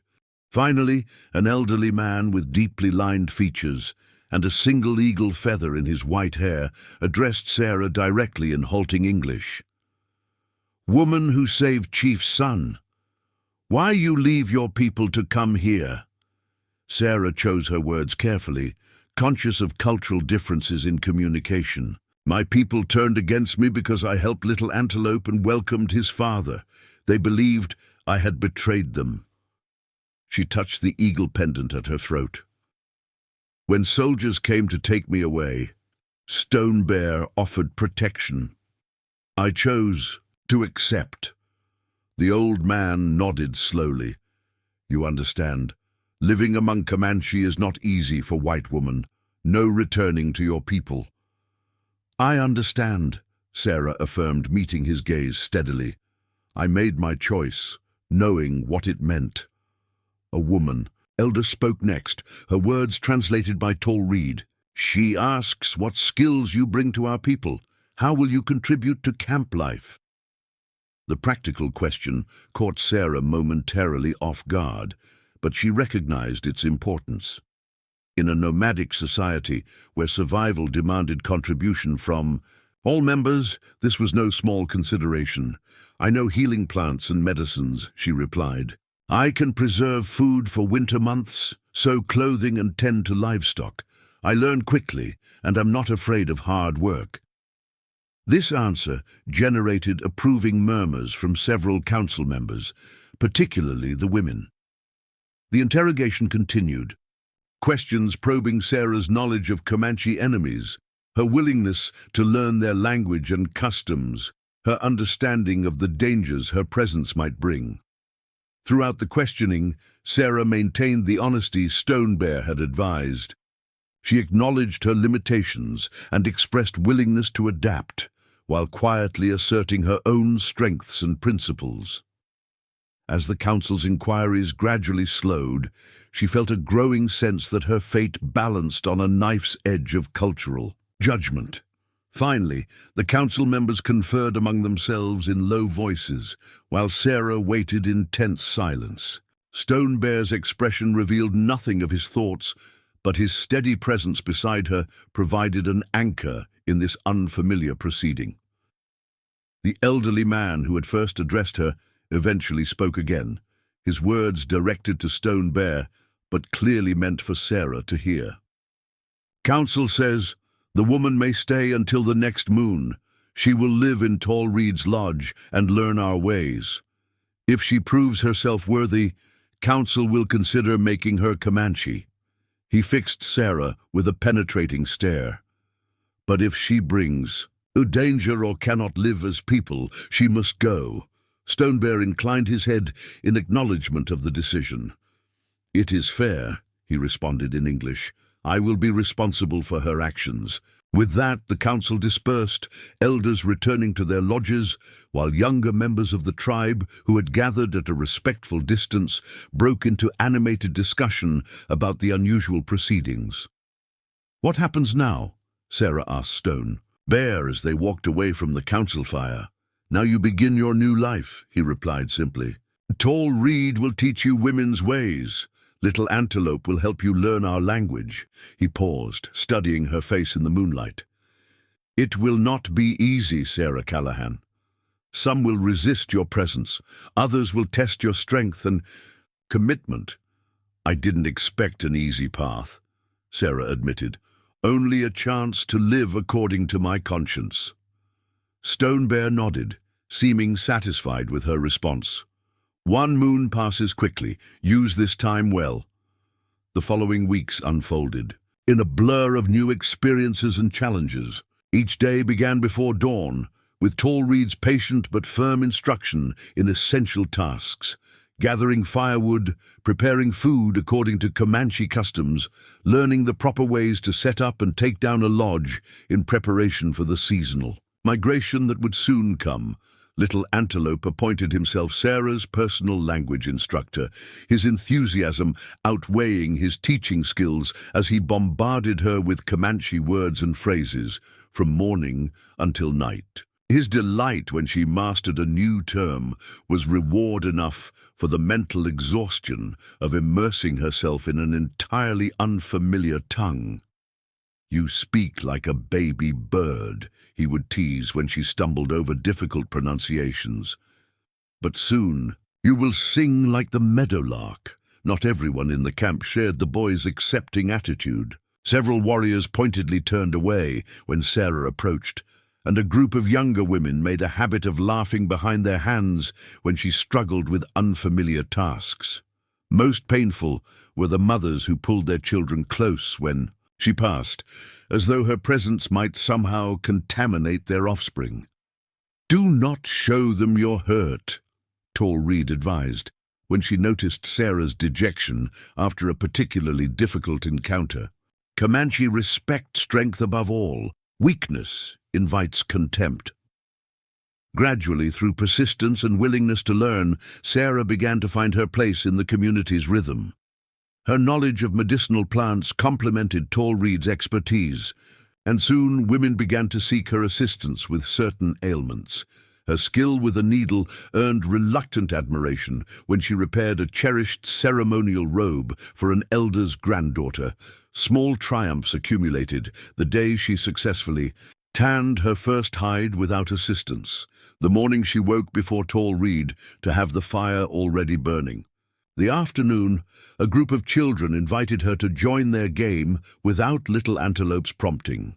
Stone Bear observed her progress from a distance, seldom speaking to her directly, but ensuring she received equal portions of hunt meat and fair treatment in camp disputes. Occasionally, she would catch him watching her with an inscrutable expression, as though measuring her adaptability against some internal standard. As the moon waxed toward fullness, Sarah found herself thinking less frequently of her abandoned homestead.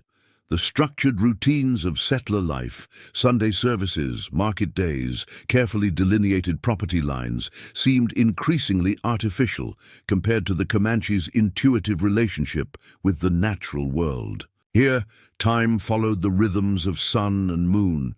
Location shifted with game migration and seasonal needs, and community boundaries were defined by relationships rather than fences and deeds. On the night before the council was to reconsider her status, Sarah sat beside the river, watching moonlight ripple across its surface. The past month had transformed her in ways both visible and invisible. Her skin tanned by constant exposure to the elements, her hands calloused from unfamiliar work, her thoughts increasingly framed in Comanche concepts rather than English. "You are troubled." Stone Bear's voice came unexpectedly from behind her. Sarah turned, surprised by his approach. The chief rarely sought her out for private conversation. "I'm thinking about tomorrow's council," she admitted. "And what comes after?" Stone Bear settled beside her on the riverbank, his gaze following hers to the moonlit water. "You have done well," he said after a moment. "Better than many expected." "But not well enough for some," Sarah observed quietly. "True," he acknowledged. "There are those who will never accept white blood among us, no matter what you do." He picked up a small stone, turning it thoughtfully in his fingers. "The question is not whether all accept you, but whether you have found your place in our circle." Sarah considered this perspective. Had she found her place? The answer came with surprising certainty. Despite the difficulties, despite the lingering glances and occasional hostility, she had discovered a sense of purpose and connection that had been missing since Thomas's death. "I believe I have," she answered honestly. Stone Bear nodded, tossing the stone into the river, where it created expanding circles on the surface. Then tomorrow you will become Comanche in name as well as spirit. He rose to leave, but paused, looking down at her with unusual directness. My son was not the only one saved from the winter storm. As he walked away, Sarah remained by the water, pondering his words.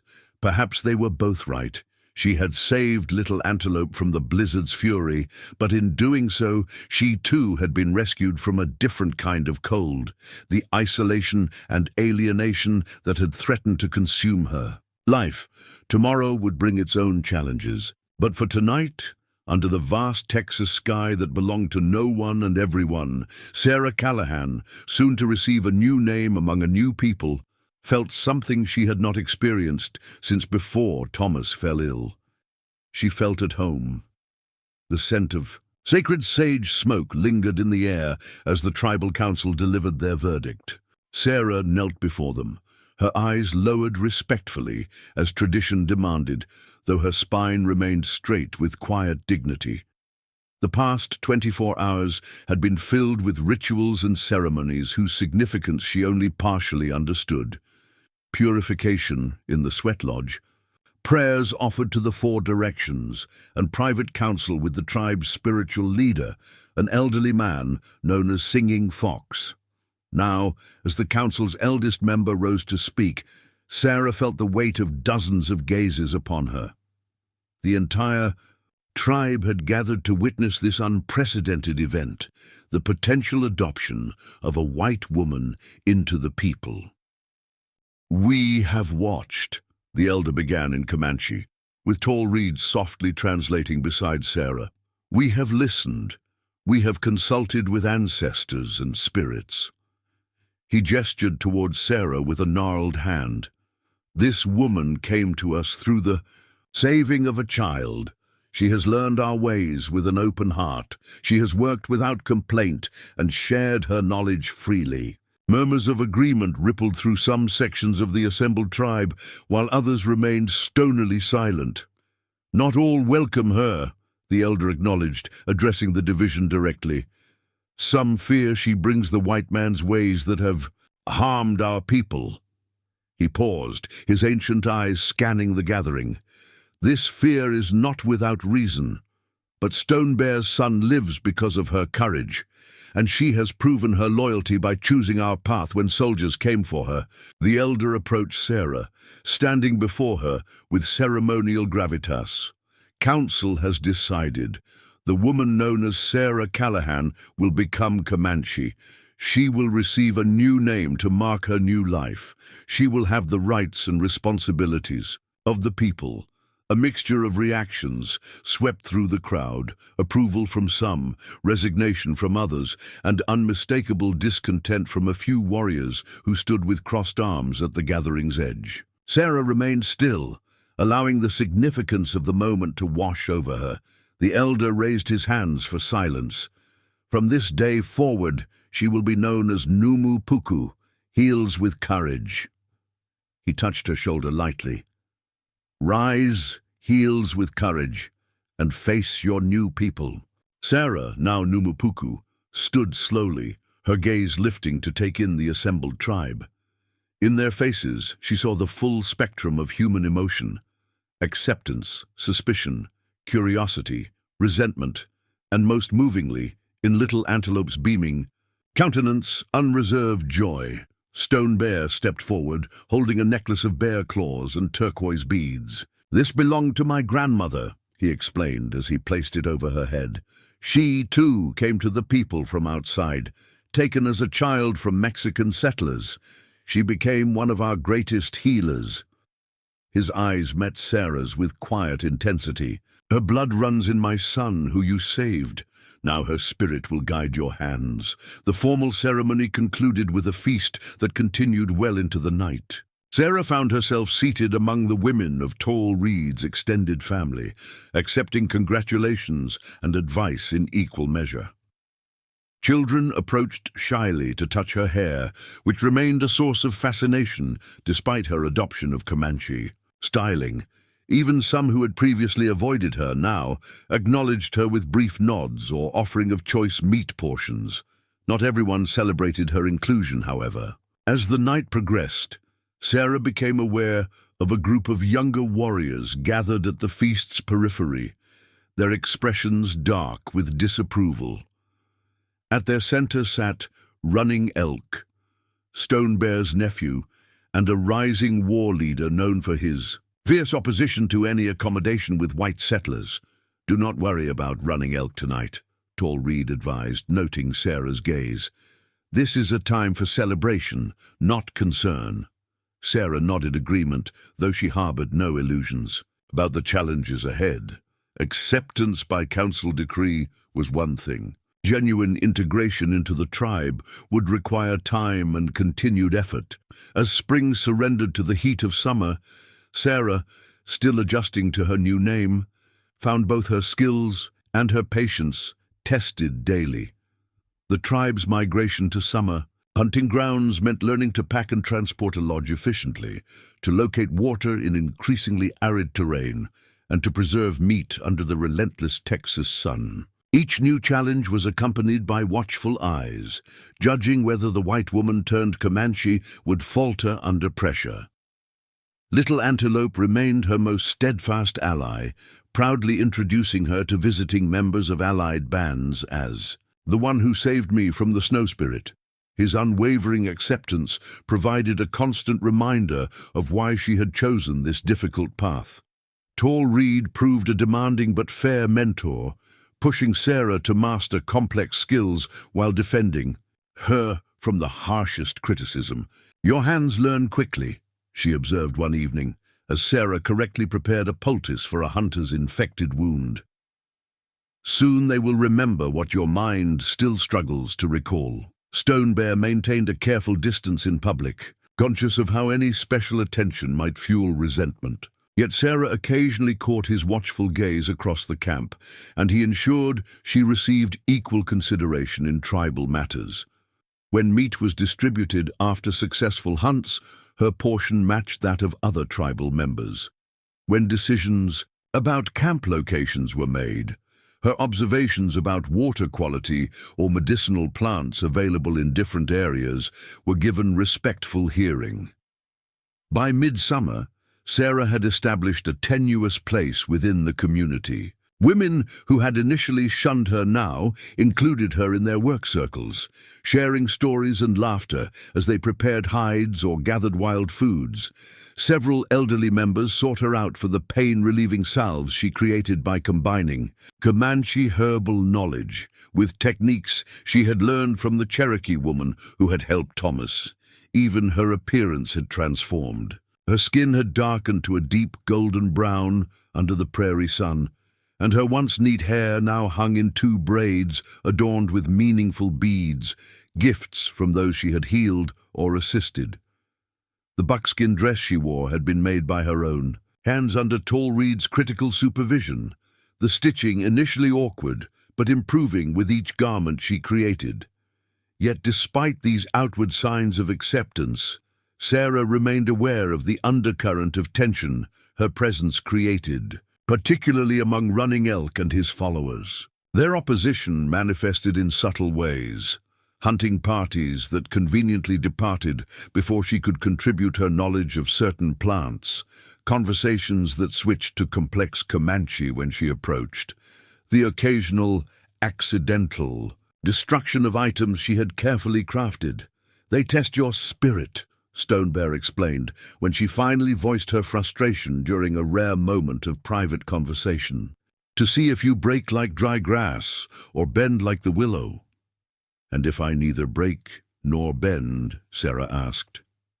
"If I simply continue forward?" The ghost of a smile touched the chief's weathered face. "Then you are truly Comanche." The uneasy equilibrium might have continued indefinitely, if not for events beyond the tribe's control. In late July, a messenger arrived from a southern band, bringing news that sent ripples of concern through the camp. A large army expedition was systematically searching the territory, burning abandoned Comanche camps and pursuing any bands they encountered. They seek those responsible for the raids on settler homesteads, the messenger reported to the hastily assembled council. Sarah, now included in tribal discussions as a fully adopted member, listened with growing alarm. But they make no distinction between peaceful bands and those who fight. They have orders to return all tribes to the reservation lands, or kill those who resist, Stone Bear added grimly. He turned to Sarah. Have you knowledge of this commander? This Colonel Barrett, they say, leads the soldiers. Sarah shook her head. The name is unfamiliar to me, but their tactics follow a pattern I've seen before. They'll try to wear down resistance through constant pursuit, destroying food stores and winter preparations until hunger forces surrender. Running Elk's voice cut through the council circle. And how convenient that these soldiers appear now, when we have taken a white woman into our midst. His accusatory gaze fixed on Sarah. Perhaps she sent messages somehow. Perhaps this was her plan all along. Murmurs of concern spread through some council members, and Sarah felt the fragile trust she had built beginning to fracture. Before she could defend herself, Stone Bear raised his hand for silence. Heals with Courage has had no contact with white settlements since joining us, he stated firmly. She has proven her loyalty many times. These accusations waste the breath we need for planning. Running Elk subsided, though his expression remained suspicious. The council turned to practical matters, whether to move the camp farther north beyond the soldiers' likely search area, or to divide into smaller family groups that could evade detection more easily. After lengthy debate, the decision was made to split the band temporarily. Stone Bear would lead the main group north toward the Red River, while Running Elk would take a smaller contingent west to scout alternate territories should the northern route prove dangerous. As the council dispersed to prepare for the imminent separation, Running Elk approached Sarah, his voice pitched low for her ears alone. I watch you, white woman. If harm comes to my people because of you, your new name will not protect you. Rather than showing the fear he clearly hoped to provoke, Sarah met his gaze steadily. My concern is the same as yours, Running Elk, the safety of our people. Distrusting each other only makes us weaker against common enemies. The young warrior's jaw tightened at her use of our people, but he offered no further threat before, turning away to gather his followers. The camp's division occurred with remarkable efficiency, generations of nomadic experience evident in how quickly essentials were packed and non-essentials cached for later retrieval. By nightfall, Running Elk's group had departed westward, while the main body prepared to move north at first light. In the pre-dawn darkness, Sarah helped Tall Reed dismantle their shared lodge, her hands now practiced in the intricate process of folding the hide covering and dismantling the supporting poles. Little Antelope darted between family groups, simultaneously helping and creating minor chaos in his excitement over the journey ahead. Sarah, he called, still occasionally forgetting her new name in moments of enthusiasm. Father says I may ride my own pony today. Be careful, she cautioned automatically, earning an eye roll that transcended cultural differences, the universal response of a child who believes adults worry too much. As the eastern sky brightened toward dawn, the band began its northern migration. Sarah rode beside Tall Reed, leading, a pack horse laden with their belongings. Stone Bear rode at the column's head, flanked by experienced warriors who periodically ranged ahead to scout the path. For 3 days, they traveled without incident, making good time across the rolling prairie despite summer heat that shimmered visibly above the grasslands. On the 4th day, as they approached a tree-lined creek that promised welcome shade and water, Stone Bear raised his hand in the signal to halt. The column froze instantly, warriors reaching for weapons while women gathered children close. Riders, Stone Bear announced, pointing toward a dust cloud visible on the horizon to the east. Many horses. Scouts dispatched to investigate returned quickly with grim news. "Blue coats," the lead scout reported. "Perhaps 50 soldiers with supply wagons. They follow our trail." Stone Bear's expression remained impassive, but Sarah recognized the calculation in his eyes as he assessed their options. The band numbered just over 60, including elders and children. While Comanche warriors were justifiably feared for their fighting prowess, a direct confrontation with well-armed soldiers would result in unacceptable losses. "We cross the creek and continue north," he decided. "The ground beyond is rocky. It will slow their wagons and obscure our trail." As the band hurried to implement this strategy, Sarah approached Stone Bear quietly. "There's another possibility," she suggested, pitching her voice for his ears alone.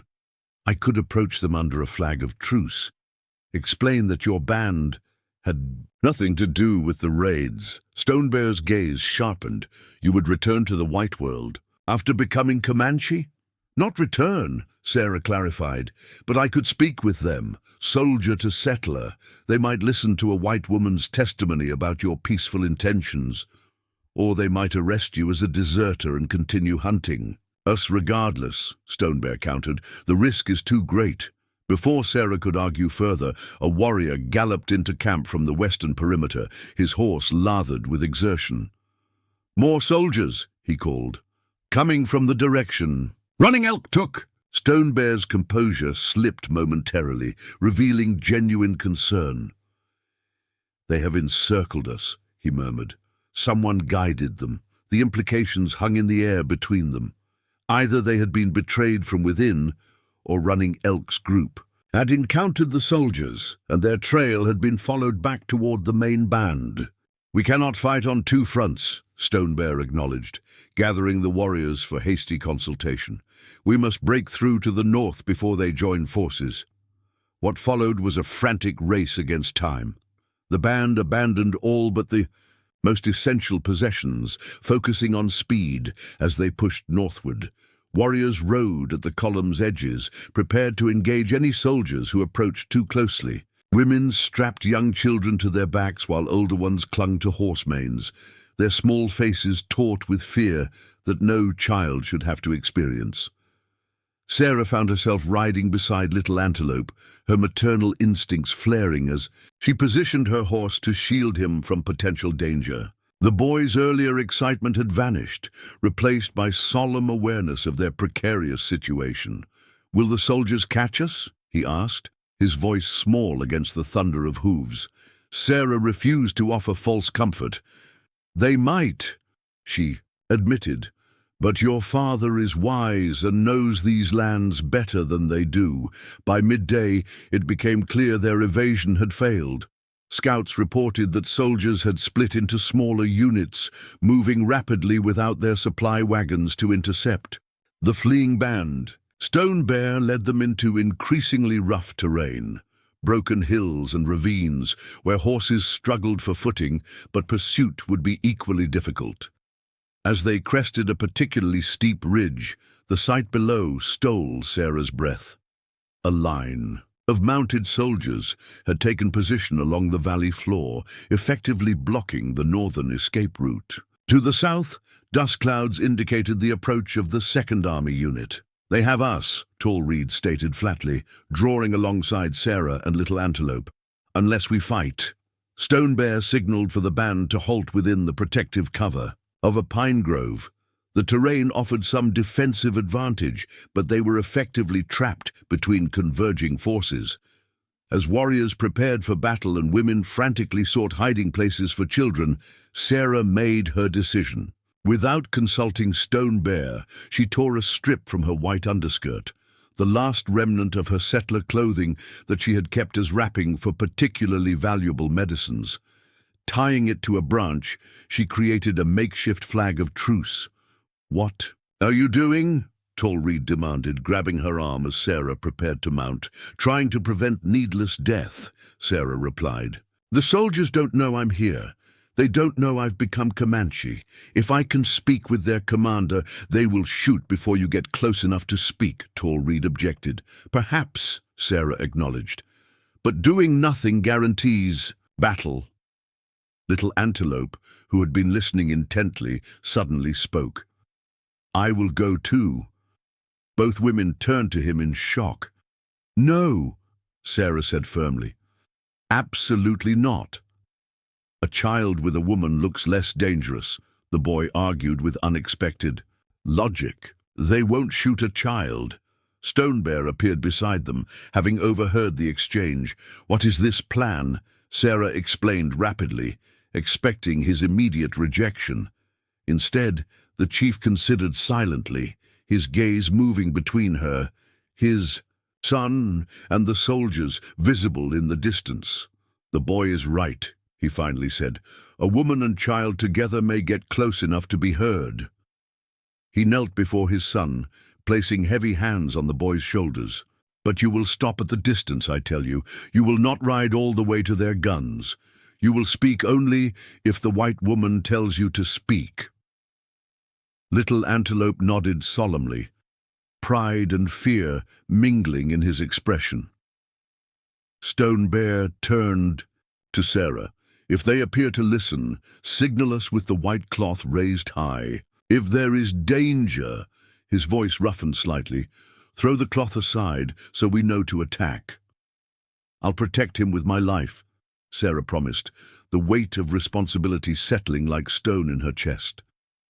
Minutes later, she and Little Antelope rode slowly down the hillside, the white flag held prominently above their heads. Sarah had removed her bear claw necklace and other obviously Comanche adornments, though her buckskin dress and braided hair would clearly identify her as someone who had lived among the natives.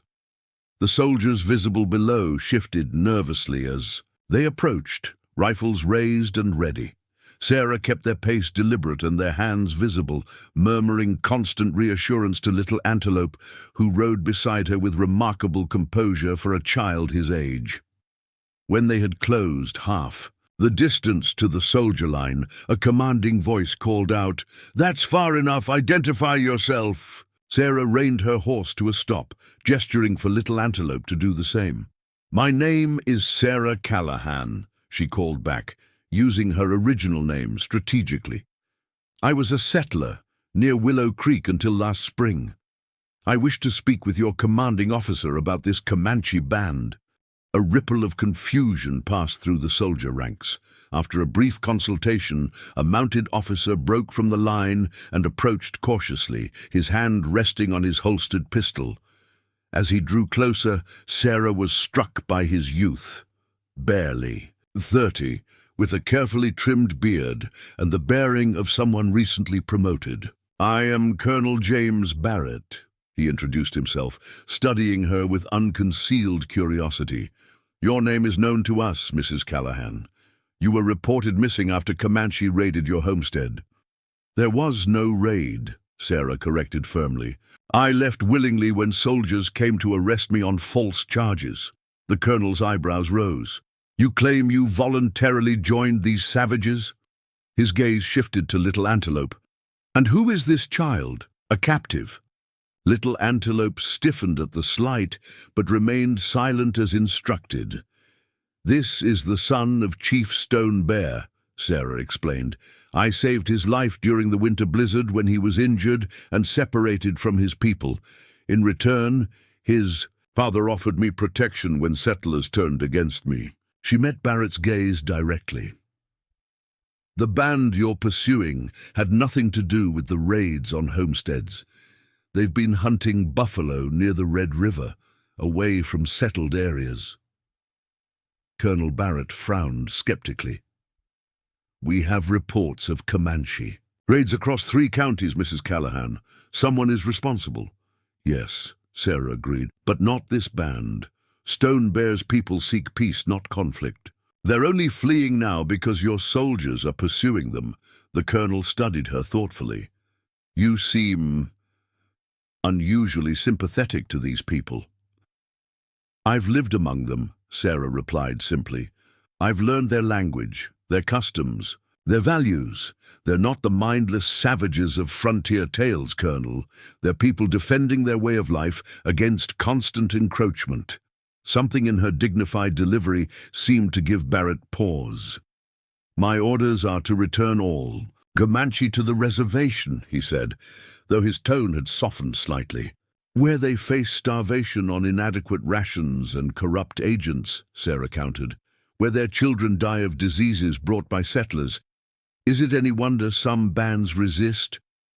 Little Antelope, who had been watching the exchange intently, suddenly spoke in careful English.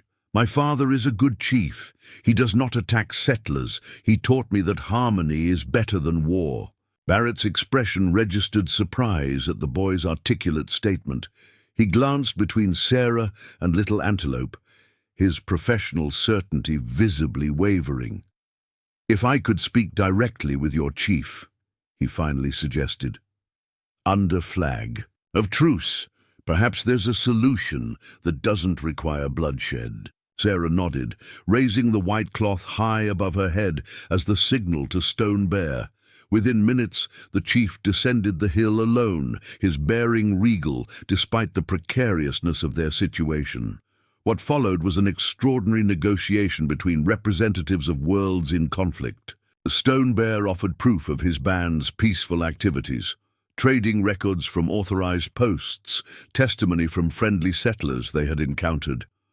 Colonel Barrett, revealing unexpected pragmatism, acknowledged the difficulty of distinguishing between different Comanche groups and the political pressure he faced to show results in suppressing raids. "I need to demonstrate progress to my superiors," he admitted frankly. "The territorial governor wants all Comanche removed to reservation land or pushed north beyond our borders." "My people cannot survive on the reservation," Stone Bear stated, with equal candor. "But we can move our hunting grounds farther north, away from new settlements. We have no desire for war with those who treat us fairly." Sarah, translating where necessary and offering contextual insights to both men, watched with cautious hope as a compromise gradually emerged. Barrett would report Stone Bear's band as having agreed to voluntary relocation beyond territorial boundaries, technically fulfilling his orders while avoiding unnecessary conflict. Stone Bear would lead his people north of the Red River into lands less coveted by white settlers, with the understanding that they could continue their traditional lifestyle there without military interference.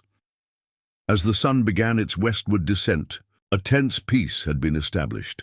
Barrett ordered his troops to stand down and make camp separately from the Comanche, who cautiously emerged from the hillside fortifications. The Second Army unit arrived and was briefed on the negotiated arrangement, their commander initially skeptical but ultimately deferring to Barrett's judgment. That evening, as cookfires flickered in both camps, Sarah found a moment of quiet reflection at the edge of the Comanche circle. The day's events had demonstrated how her unique position, neither fully white nor fully Comanche, might serve a greater purpose than she had imagined. Stone Bear joined her, his usual stoicism softened by the reprieve from battle. "You risked much today," he observed, "for your people, for my people." "For our people," Sarah corrected gently. "I've made my choice, Stone Bear. Whether I'm called Sarah Callahan or Numu Puku, I belong with those who value compassion above conflict." The chief nodded, his gaze drifting to where Little Antelope sat with other children, enthusiastically recounting his role in the day's diplomacy. "My son says you will be remembered in stories. The woman who saved a child in the snow, and later saved a tribe from soldiers." Sarah smiled at the boyish exaggeration. "I only helped create understanding where there was fear." "That," Stone Bear replied with unexpected warmth, "is the greatest medicine of all." As night deepened over the Texas plains, Sarah realized that her journey had come full circle. Once, she had opened her door to a wounded child despite the risk. Now she had opened a door between worlds, creating a space where enemies might see each other as human beings worthy of life and dignity.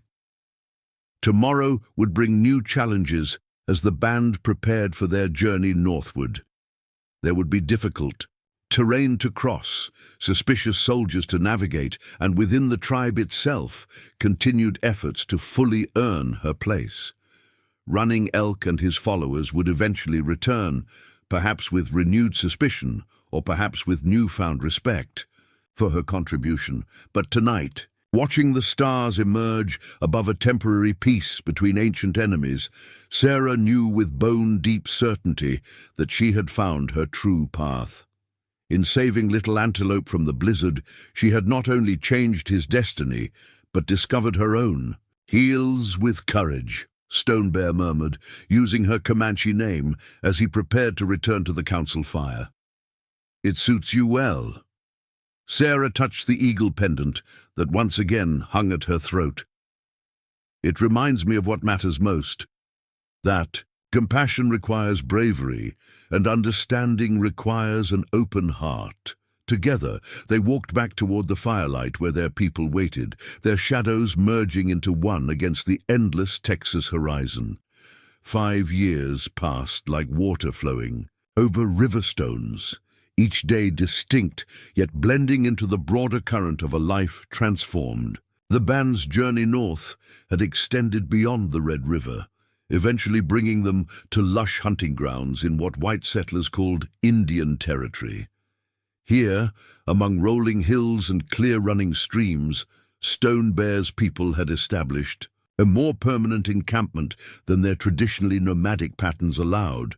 The decision to settle hadn't come easily. Comanche identity was fundamentally tied to movement, following the buffalo, reading the land's seasonal offerings, living in harmony with natural cycles. But the relentless expansion of white settlements had compressed their territory year by year, and Stone Bear's council had recognized the wisdom of establishing a defensible homeland beyond immediate territorial disputes. For Sarah, now known exclusively as Numupuku among her adopted people, these years had brought profound transformation. The awkward settler woman struggling with hide tanning and lodge construction had evolved into a respected tribal healer whose counsel was sought by many, including those who had once regarded her with suspicion. The summer sun warmed her shoulders as she knelt beside a young woman in labor, her experienced hands gauging the baby's position through the swollen belly. Nightbird, barely 18 and delivering her first child, gripped Sarah's arm with each contraction, fear and determination mingling in her dark eyes. "The baby comes correctly," Sarah assured her in fluent Comanche, the language now as natural to her as English had once been. "Your body knows what to do. Breathe, as I showed you." Tall Reed observed from across the birthing lodge, her own hands preparing the herbs that would staunch bleeding and ease pain after delivery. The years had deepened their partnership into something beyond mentor and student. They had become complementary healers, each bringing different knowledge to their shared practice. "Tell her about the buffalo calf," Tall Reed suggested, a rare smile softening her typically serious expression. Sarah nodded, understanding the elder healer's intention. "When I first came to the people," she told Nightbird as another contraction built, "I helped birth a buffalo calf during the spring hunt. Its mother had been killed by accident, shot, too late in the season when her pregnancy wasn't visible." Nightbird focused on the story, momentarily distracted from her pain.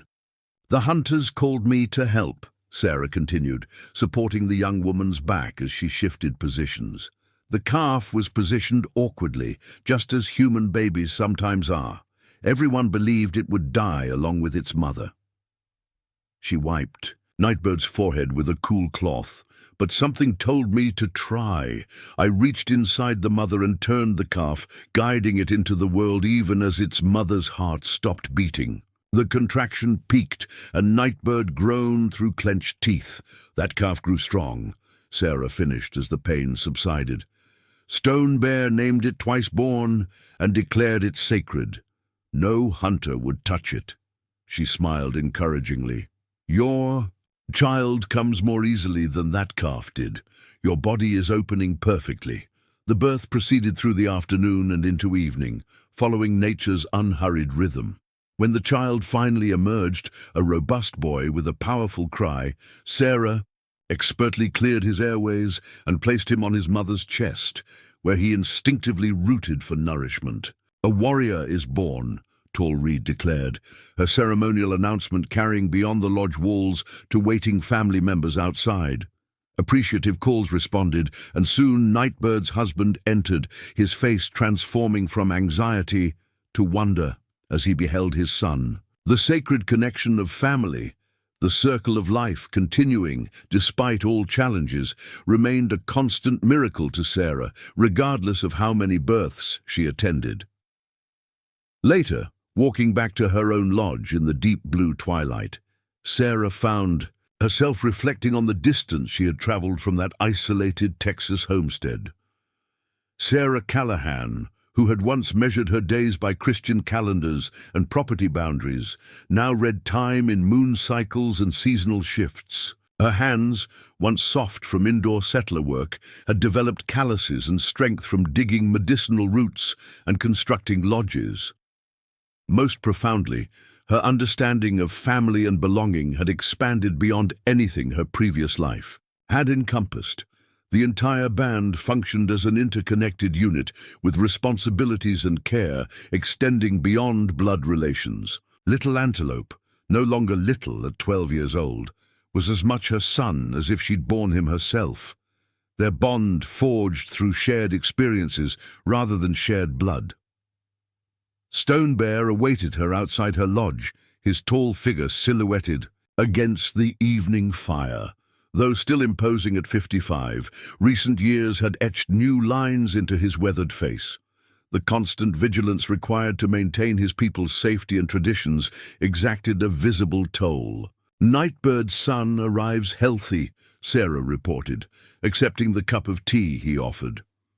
The evening ritual of sharing information had developed gradually between them, practical exchanges that evolved into deeper conversations as mutual respect deepened into something more complex. "Good news," Stone Bear nodded. "But other news comes today. Not so good." Sarah studied his expression, reading the concern beneath his typical reserve. "The traders brought word from the south?" "Yes. The reservation agent sends runners searching for our band again. They say all Comanche must be counted and registered by autumn." His jaw tightened with suppressed anger. New papers from Washington. The endless bureaucratic attempts to confine and control native peoples had become a shadow, constantly threatening their hard-won stability. Each new territorial governor or Indian Affairs commissioner brought fresh demands, restrictions, and broken promises. "We've managed before," Sarah reminded him, though uncertainty clouded her optimism. Their remote location had provided temporary insulation from government interference, but experience had taught them that no sanctuary remained permanent in the changing West. "There is more," Stone Bear continued after a pause. "The runners speak of a white woman who asks questions about you in settlements along the Red River. She shows a drawing of your face." Sarah's chest tightened with surprise. "Someone searches for me? After all this time?" "A woman named Emily," Stone Bear confirmed. "She tells people you are her sister." Emily. The name unlocked a flood of memories Sarah had carefully compartmentalized over the years. Her older sister's practical nature, her crowded Austin household with 4 children perpetually underfoot, her husband Martin's barely concealed disapproval of Sarah's independent choices. "My sister," she confirmed, struggling to reconcile her past and present lives. "But why would she search now? After 5 years?" Stone Bear shrugged slightly. "The runner did not know, only that she offers payment for information about Sarah Callahan." That night, sleep eluded Sarah, as questions multiplied in her mind. What could have prompted Emily's search after so many years? Had something happened to their elderly mother in Pennsylvania? Was Emily herself in some kind of trouble? And more disturbingly, Could her sister's inquiries inadvertently lead government agents to their carefully established sanctuary? Dawn found her sitting at the river's edge, watching early light transform the water's surface from black to silver to gold. Little Antelope, who now preferred his adult name, Swift Arrow, discovered her there as he headed out for morning fishing. "You have the thinking face," he observed, dropping gracefully beside her. At 12, he had grown tall and lean, his movements reflecting the natural athleticism that made him one of the band's most promising young hunters. Sarah smiled at his perceptiveness. "News came yesterday. My sister from the White World searches. For me, Swift Arrow absorbed this information with the mixture of childhood innocence and premature wisdom that frontier life cultivated." "Will you go to her?" "I don't know," Sarah admitted. "I haven't decided." The boy, young man really, nodded thoughtfully. "When I was lost in the snow, I believed I would never see my father again. Then you opened your door." He skipped a stone across the water's surface. "Sometimes paths cross when we don't expect them to." The simple wisdom in his statement struck Sarah deeply. Their paths had indeed crossed unexpectedly that snowy night, altering both their destinies in unimaginable ways. Perhaps Emily's reappearance represented another such crossing, not an intrusion from her past, but an opportunity for integration of her divided selves. After considerable reflection, Sarah approached Stone Bear with a proposal. She would travel to the trading post near the Red River crossing, where Emily had been making inquiries. There, she could discover her sister's purpose without revealing the band's location or bringing potential danger to their community. Stone Bear received her plan with characteristic measured consideration. "You would go alone." "With Swift Arrow," Sarah amended. "He speaks English well now, and his eyes miss nothing. We would go as ordinary travelers. Comanche are common enough. At the trading post not to draw special attention." Though concern shadowed his features, Stone Bear recognized the determination behind her request. "The boy's mother must agree," he stipulated, "and you will take Prairie Dog and Black Fox as guards, though they will remain hidden outside the settlement." Sarah accepted these conditions, knowing they arose from pragmatic security concerns rather than doubt in her judgment. The complicated relationship that had developed between them over the years encompassed mutual respect, shared purpose, and a personal connection neither had formally acknowledged, but both silently honored. Preparations for the journey took 3 days. Sarah selected her attire carefully, Comanche clothing but with minimal adornment that might attract attention. Swift Arrow, thrilled by the adventure despite attempts to appear casually confident, received extensive coaching on potential dangers and appropriate responses. On the morning of their departure, Tall Reed presented Sarah with a small medicine pouch. "For protection," she explained gruffly, "and to remember who you are, regardless of what you discover." The journey to the trading post required 4 days of steady travel. Sarah and Swift Arrow rode openly along established trails, while Prairie Dog and Black Fox, 2 of Stone Bear's most trusted warriors, shadowed them at a discreet distance, invisible to untrained eyes, but instantly available if danger threatened.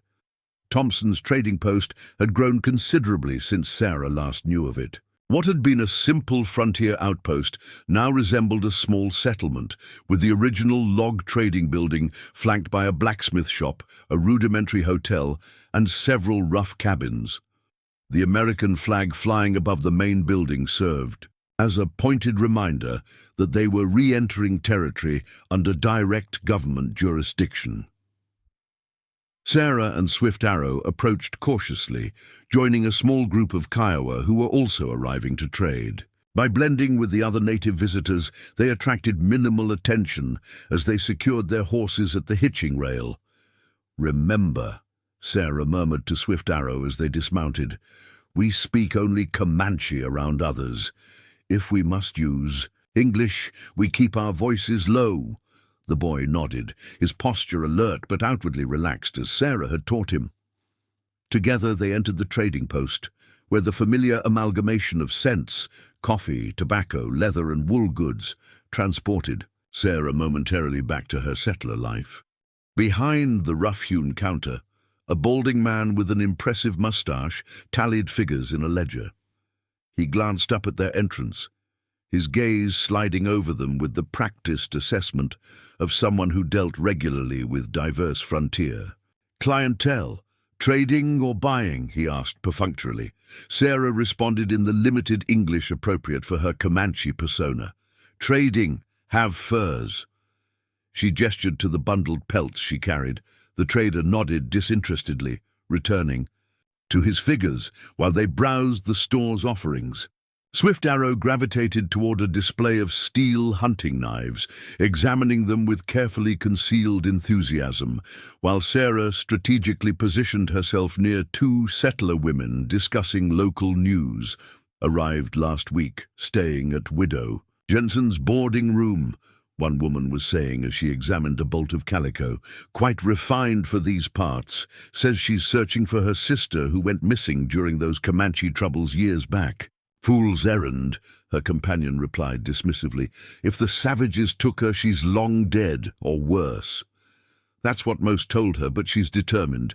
Has some inheritance matter to settle, apparently. Needs proof of death or the sisters. Signature on legal papers. Sarah absorbed this information while pretending to examine cooking pots. An inheritance, likely from their mother, explained Emily's sudden appearance after so many years. Legal necessities rather than family feeling had initiated the search.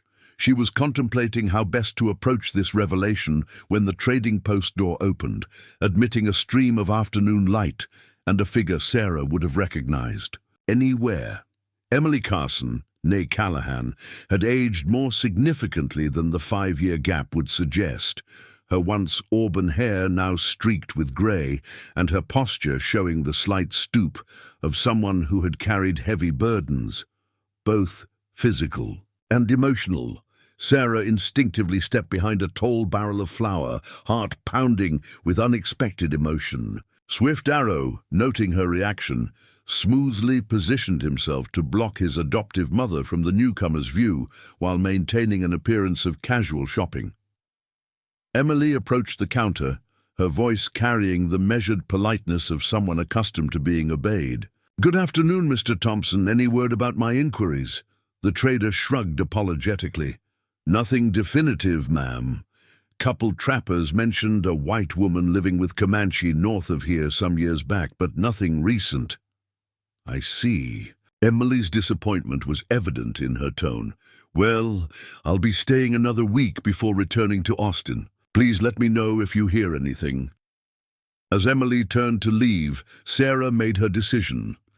Touching Swift Arrow's arm in silent communication, she stepped into the open area near the counter. "Emily," she said quietly. Her sister froze, then turned slowly, disbelief transforming her features as she stared at the buckskin-clad woman before her. "Sarah?" she whispered, her voice barely audible. "Is it really you?" "It's me," Sarah confirmed, switching fully to English for the first time in public in years. Emily's composure cracked, tears welling as she moved forward hesitantly, as though approaching a wild creature that might flee. "They said you were dead, or worse, that Comanche had taken you when they burned your homestead." "I wasn't taken," Sarah corrected gently. "I chose to go." The trading post had fallen silent, every eye focused on the unfolding drama between the buckskin-clad woman with Comanche braids and the properly dressed settler lady. Swift Arrow maintained his protective position slightly behind Sarah, his young face impassive but watchful. Emily seemed unable to process Sarah's statement. "But why? What about your home, your life?" Her gaze moved to Swift Arrow, misunderstanding blossoming. Do you have a son?" "In every way that matters," Sarah replied with quiet dignity. "Swift Arrow is the chief's son, I saved his life during a blizzard years ago, and he has become like my own child." She placed a gentle hand on the boy's shoulder. "But we shouldn't talk here. Too many ears." The trader, recognizing potential trouble in the growing crowd of curious onlookers, intervened unexpectedly. "There's a private room in back for important customers," he offered. "You ladies can use it, no charge."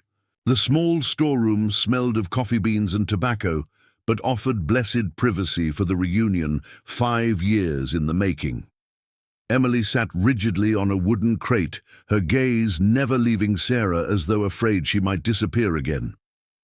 Swift, Arrow positioned himself near the door, instinctively guarding against interruption. "Mother died last winter," Emily began without preamble. "She left her property divided between us. The lawyers need your signature or proof of your death to settle matters." The business-like explanation matched what Sarah had overheard, yet seemed jarringly inadequate for the moment. "I'm sorry about Mother," she offered. "Was her passing peaceful?" Emily nodded stiffly.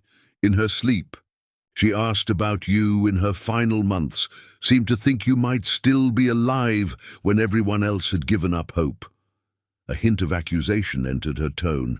"I never imagined she might be right, that you were alive all this time without sending word. Would you have understood?" Sarah asked gently. "If I had somehow sent a message explaining my choice to live among the Comanche?" "Of course not," Emily exclaimed. "How could anyone understand abandoning civilization for—" She gestured vaguely at Sarah's appearance. "For savagery." Swift Arrow tensed at the offensive term, though he couldn't understand the specific English words. Sarah gave him a reassuring glance before responding to her sister. "The people are not savage, Emily. Their civilization is different from yours, but no less valid. They have complex social structures, sophisticated medical knowledge, rich spiritual traditions." She leaned forward slightly. "And they accepted me when my own community turned against me for showing basic human compassion." Over the next hour, Sarah explained the extraordinary journey that had brought her from isolated widow to respected Comanche healer. Emily listened with increasing amazement as her sister described the blizzard rescue, Stone Bear's arrival, the false accusations after the raids, and her eventual adoption into the tribe. "You actually live in a teepee?" Emily asked incredulously. "Sleep on the ground, eat their food." "I live in a lodge I built with my own hands," Sarah corrected. "I sleep on comfortable furs, and I eat food I helped hunt or gather. My life has purpose, respect, and deep connection to the natural world." She studied her sister's face. "It's different from what Mother wanted for us, but it brings me fulfillment." Emily struggled visibly with this information, her worldview colliding with the living evidence before her. "But you were educated, cultured. You played piano and spoke French. And now I speak Comanche, read weather patterns and deliver babies," Sarah replied without defensiveness. "We find different paths to meaning, Emily." As evening approached, practical matters finally surfaced. Emily explained the inheritance, details. Their mother's modest Pennsylvania estate needed Sarah's signature on legal documents to complete the settlement. Sarah, in turn, had to decide whether to reveal her current identity or allow her former self to be legally declared dead. "I could bring the papers here," Emily offered tentatively. "You could sign as Sarah Callahan one last time." The suggestion crystallized Sarah's thoughts. After brief consideration, she made her decision. "Yes, bring them tomorrow at noon. We'll conclude this business properly." That night, camped with Swift Arrow and their warrior escorts several miles from the trading post, Sarah contemplated the day's revelations beneath star-scattered skies. The universe that had seemed so vast and incomprehensible in her settler life now felt intimately connected to her daily existence. The same stars guided both Comanche travelers and white settlers, indifferent to the artificial boundaries humans established. "You are troubled," Swift Arrow observed, echoing Stone Bear's perceptiveness. Sarah smiled at the boy who had changed her life in ways neither could have imagined during that fateful blizzard. "Not troubled," she corrected, "just remembering who I was before I became who I am." The boy considered this with characteristic thoughtfulness. "My father says a river remains itself, even when it flows through different lands." The simple wisdom perfectly encapsulated Sarah's realization. She hadn't abandoned her former self by becoming Numu Puku. She had expanded beyond artificial limitations to embrace a more authentic existence. Both identities were genuine aspects of her complete self. The following day's meeting proved surprisingly straightforward. Emily arrived with legal documents, visibly nervous, but determined to complete her mission. Sarah signed her birth name one final time, the letters feeling strange and formal compared to the Comanche symbols she now used, effectively closing the door on her settler identity while honoring her family connections. "What shall I tell people?" Emily asked as they prepared to part. "About where you are, what happened to you?" Sarah considered the question carefully. "Tell them I found a different path, that I'm alive and well, but have chosen a life beyond their understanding." She smiled gently at her sister's evident discomfort. "And perhaps tell yourself that happiness takes many forms, not all of them bound by white picket fences." Their farewell carried the weight of finality.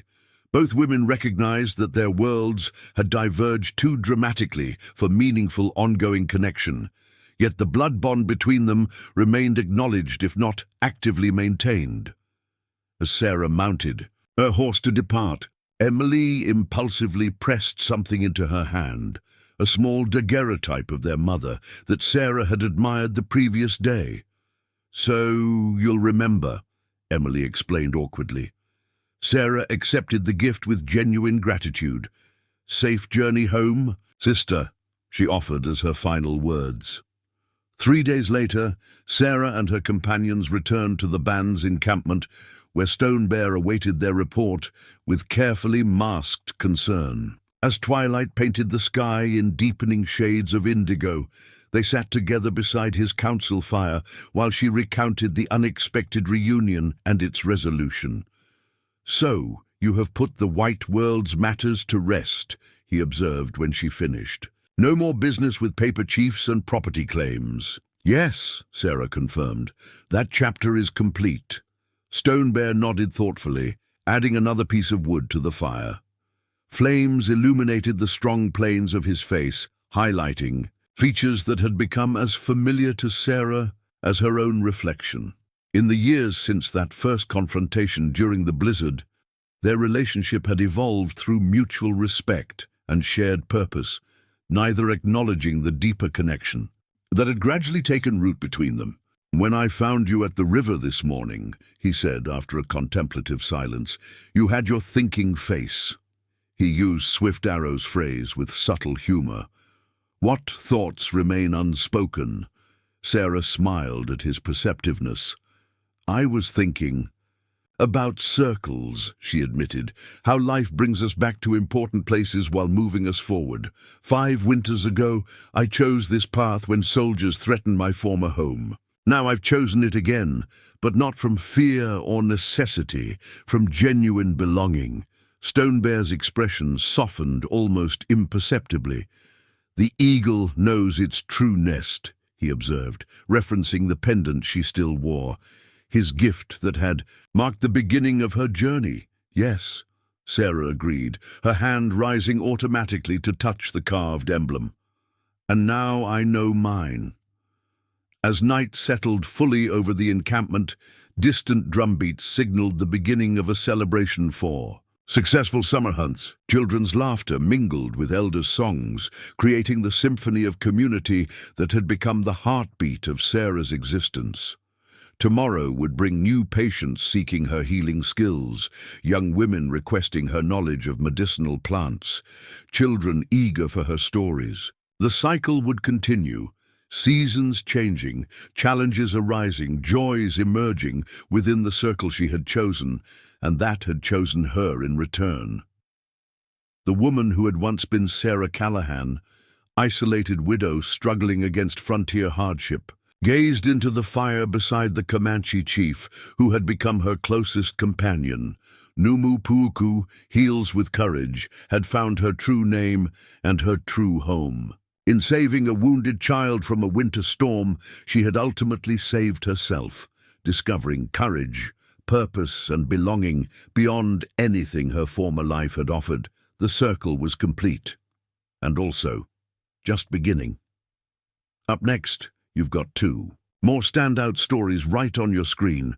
If this one hits the mark, you won't want to pass these up. Just click and check them out. And don't forget to subscribe and turn on the notification bell so you don't miss any upload from us.